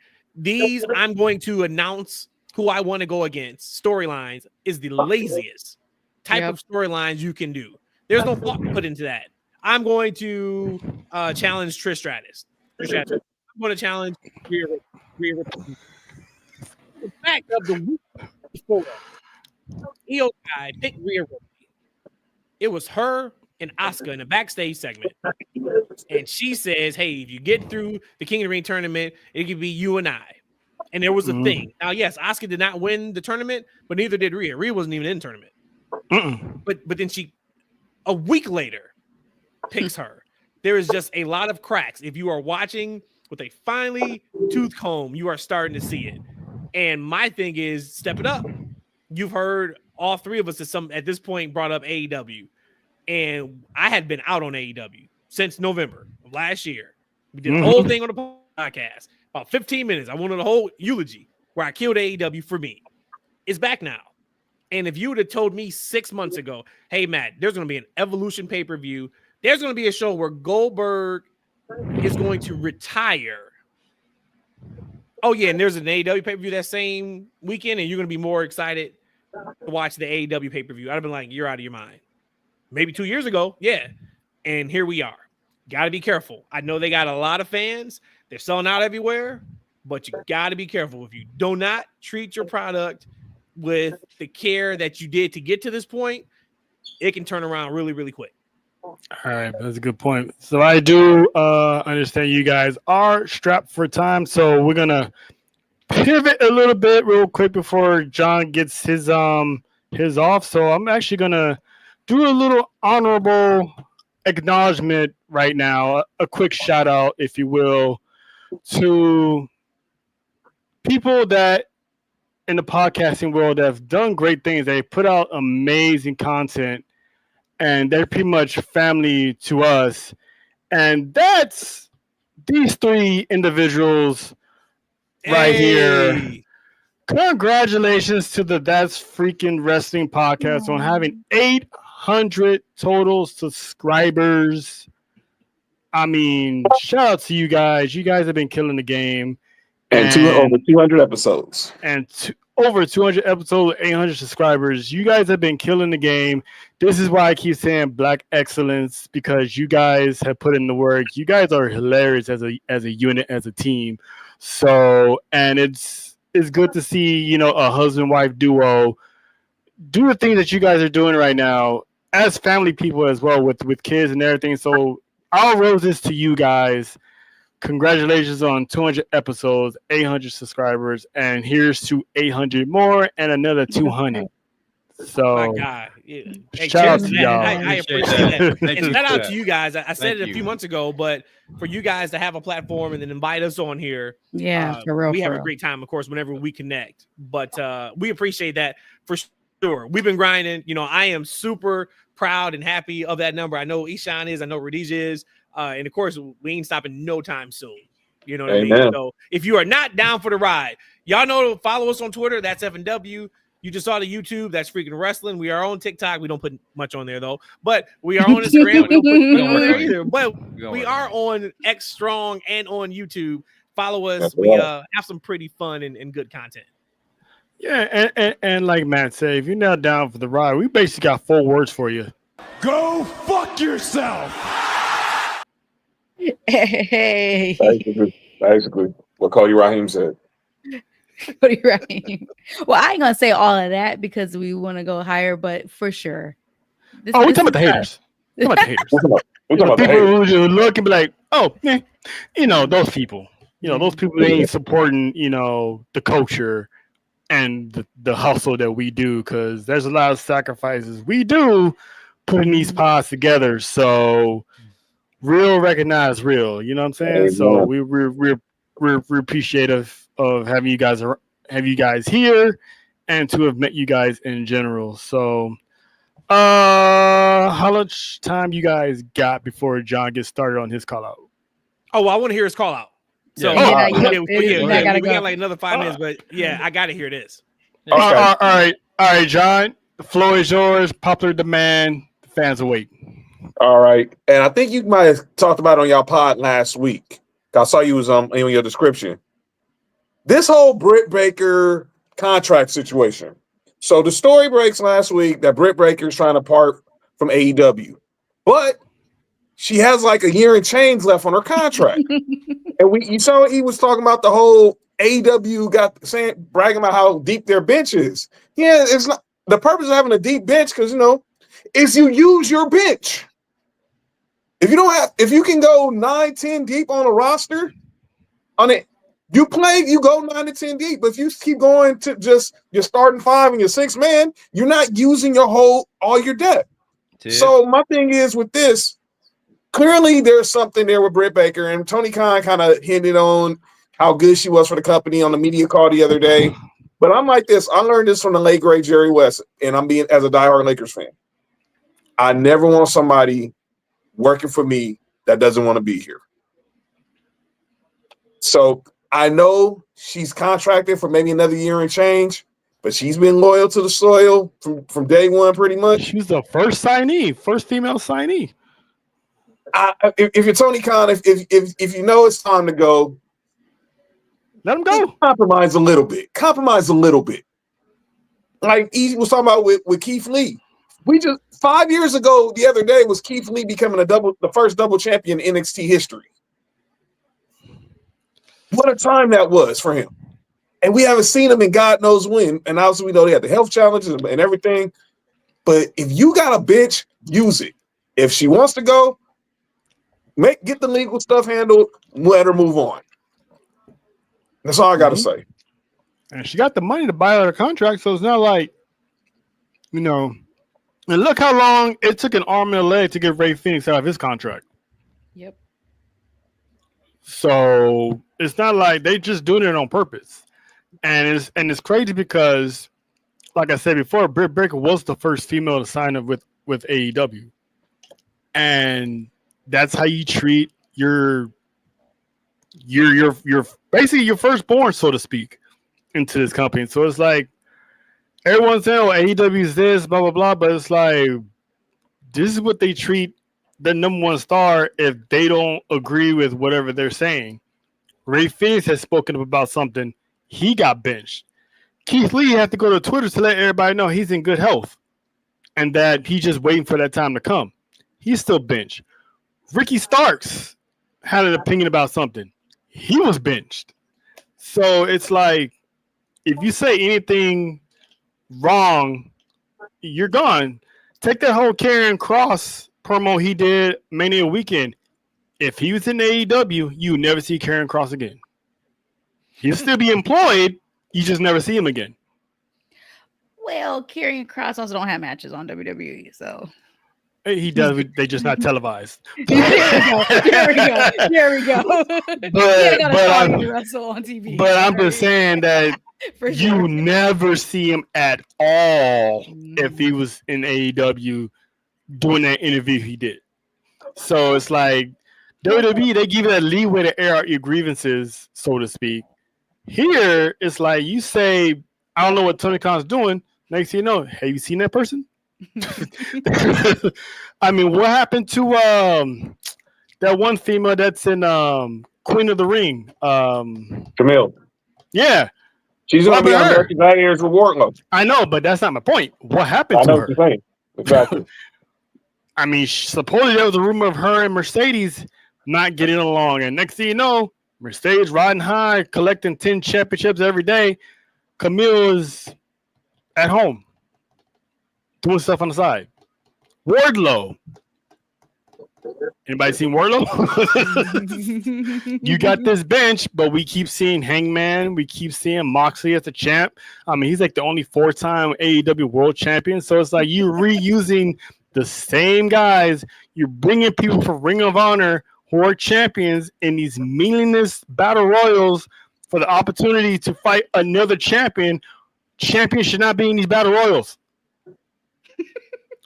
Why are these champions in eliminators? But yet you got a bench. You know what I'm saying? So, make it make sense.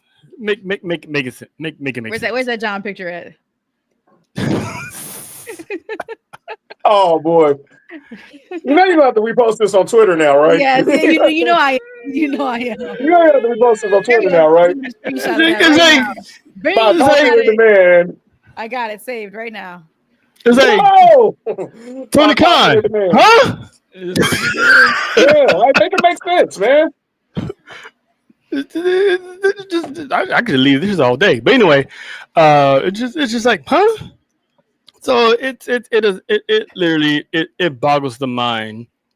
But moving on from that, now we're gonna go to our favorite part of the show, is where we give our flowers and like we like to call, we acknowledge people in the IWC who have done something positive that brings positivity to the world of wrestling, or superstars, whether it's Raw, SmackDown, NXT, TNA, AEW, wherever, whenever if we see it, we're gonna shed some light.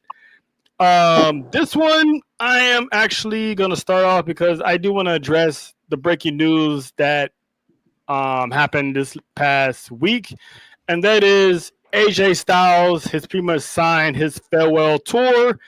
He has signed a 1-year extension. Pretty much he is going to plan on retiring next year with WWE. So I want to give him his flowers because the man has done so much in the 10 years he's been in this company. Showed up, and one of the rare decisions Vince has ever made that I actually backed him 100% behind is AJ bypassed NXT and went straight to the main roster and pretty much had one of the most amazing rookie years. You can put his rookie year up there with Kurt Angle and Brock Lesnar. The dude had an amazing rookie year, and by the year and a half, he was already WWE champion.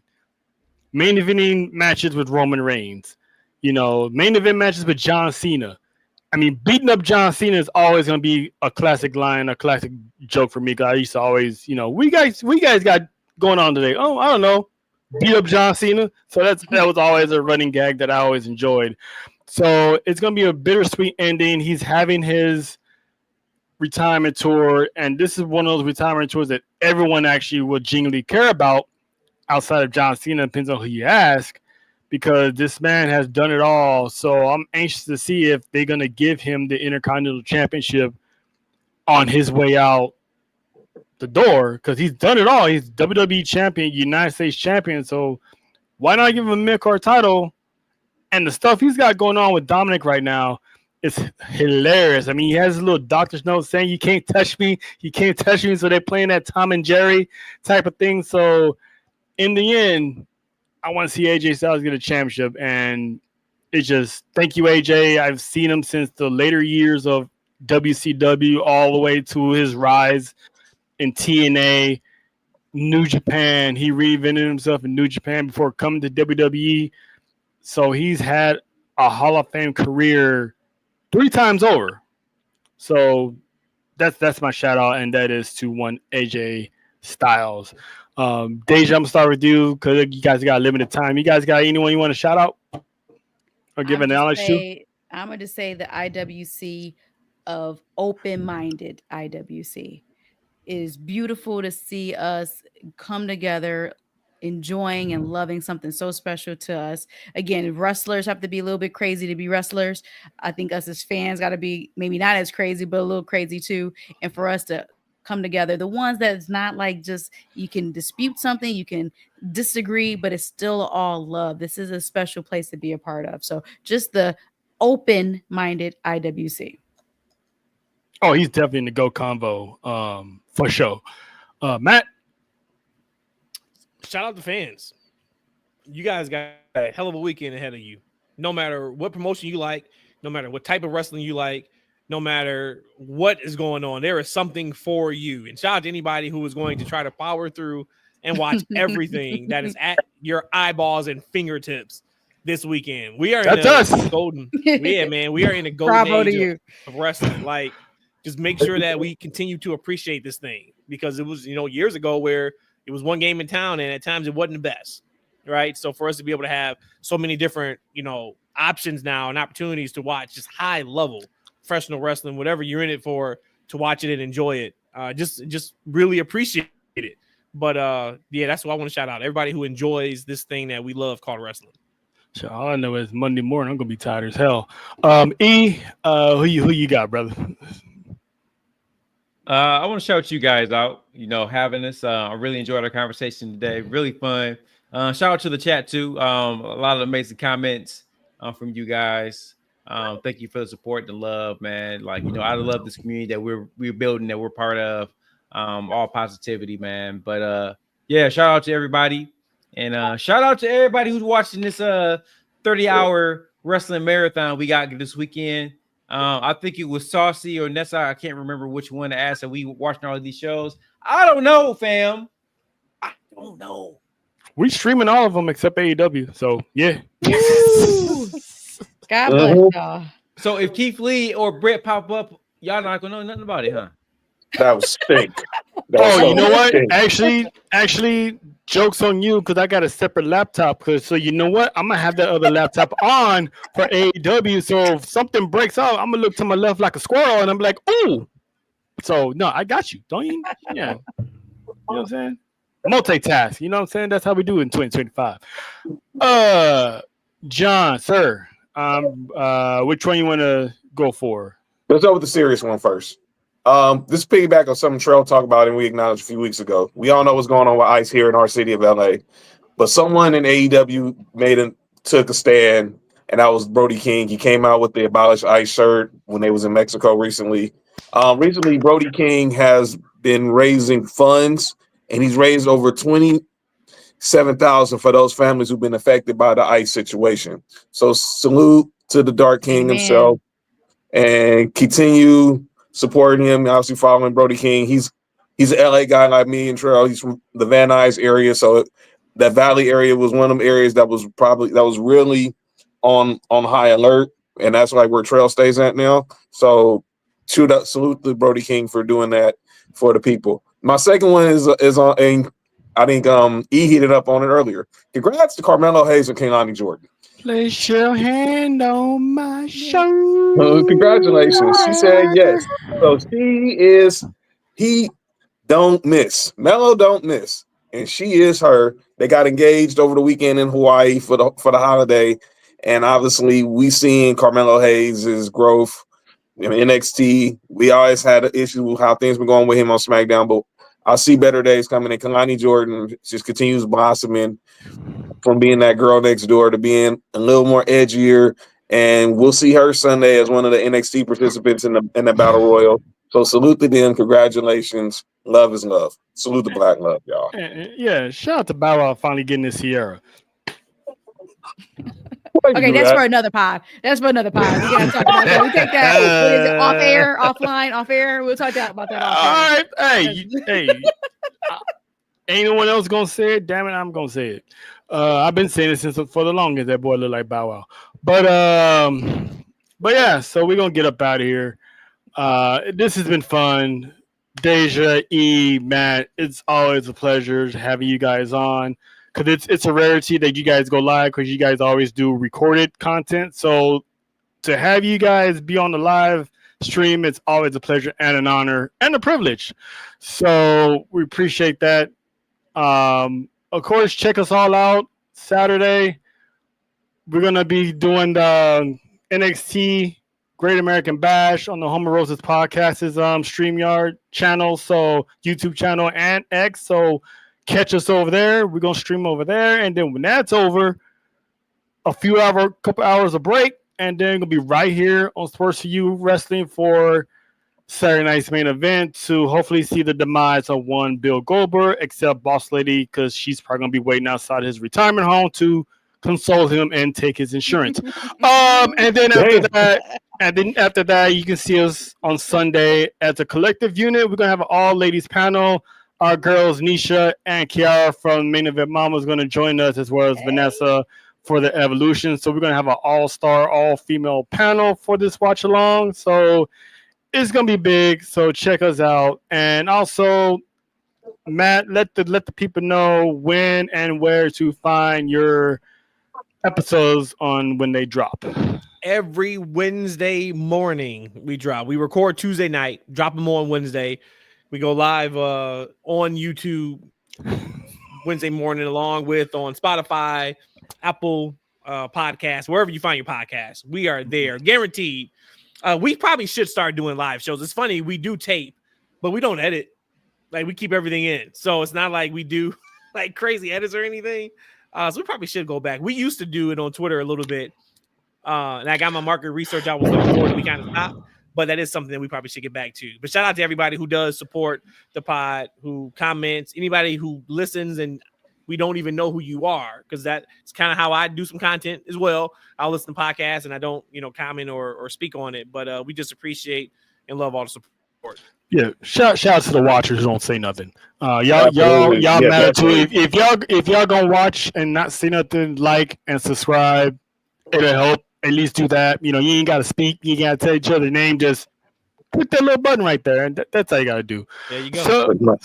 But we're gonna get up out of here on behalf of Ishan, Rhodesia, Matt, John. I am Trail. And y'all have a safe weekend. Try to stay cool as possible, because it is hot as hell, depending on where you guys are at. And you three go get some food, because, again, we keep catching y'all on empty stomachs, and that ain't good. So y'all go ahead and get some grubs. So like a fat kid right now. I can't wait. Like a fat kid. Like, yes. Yummy. Got some crack? Enjoy the wrestling. So we out here. Y'all stay breezy here.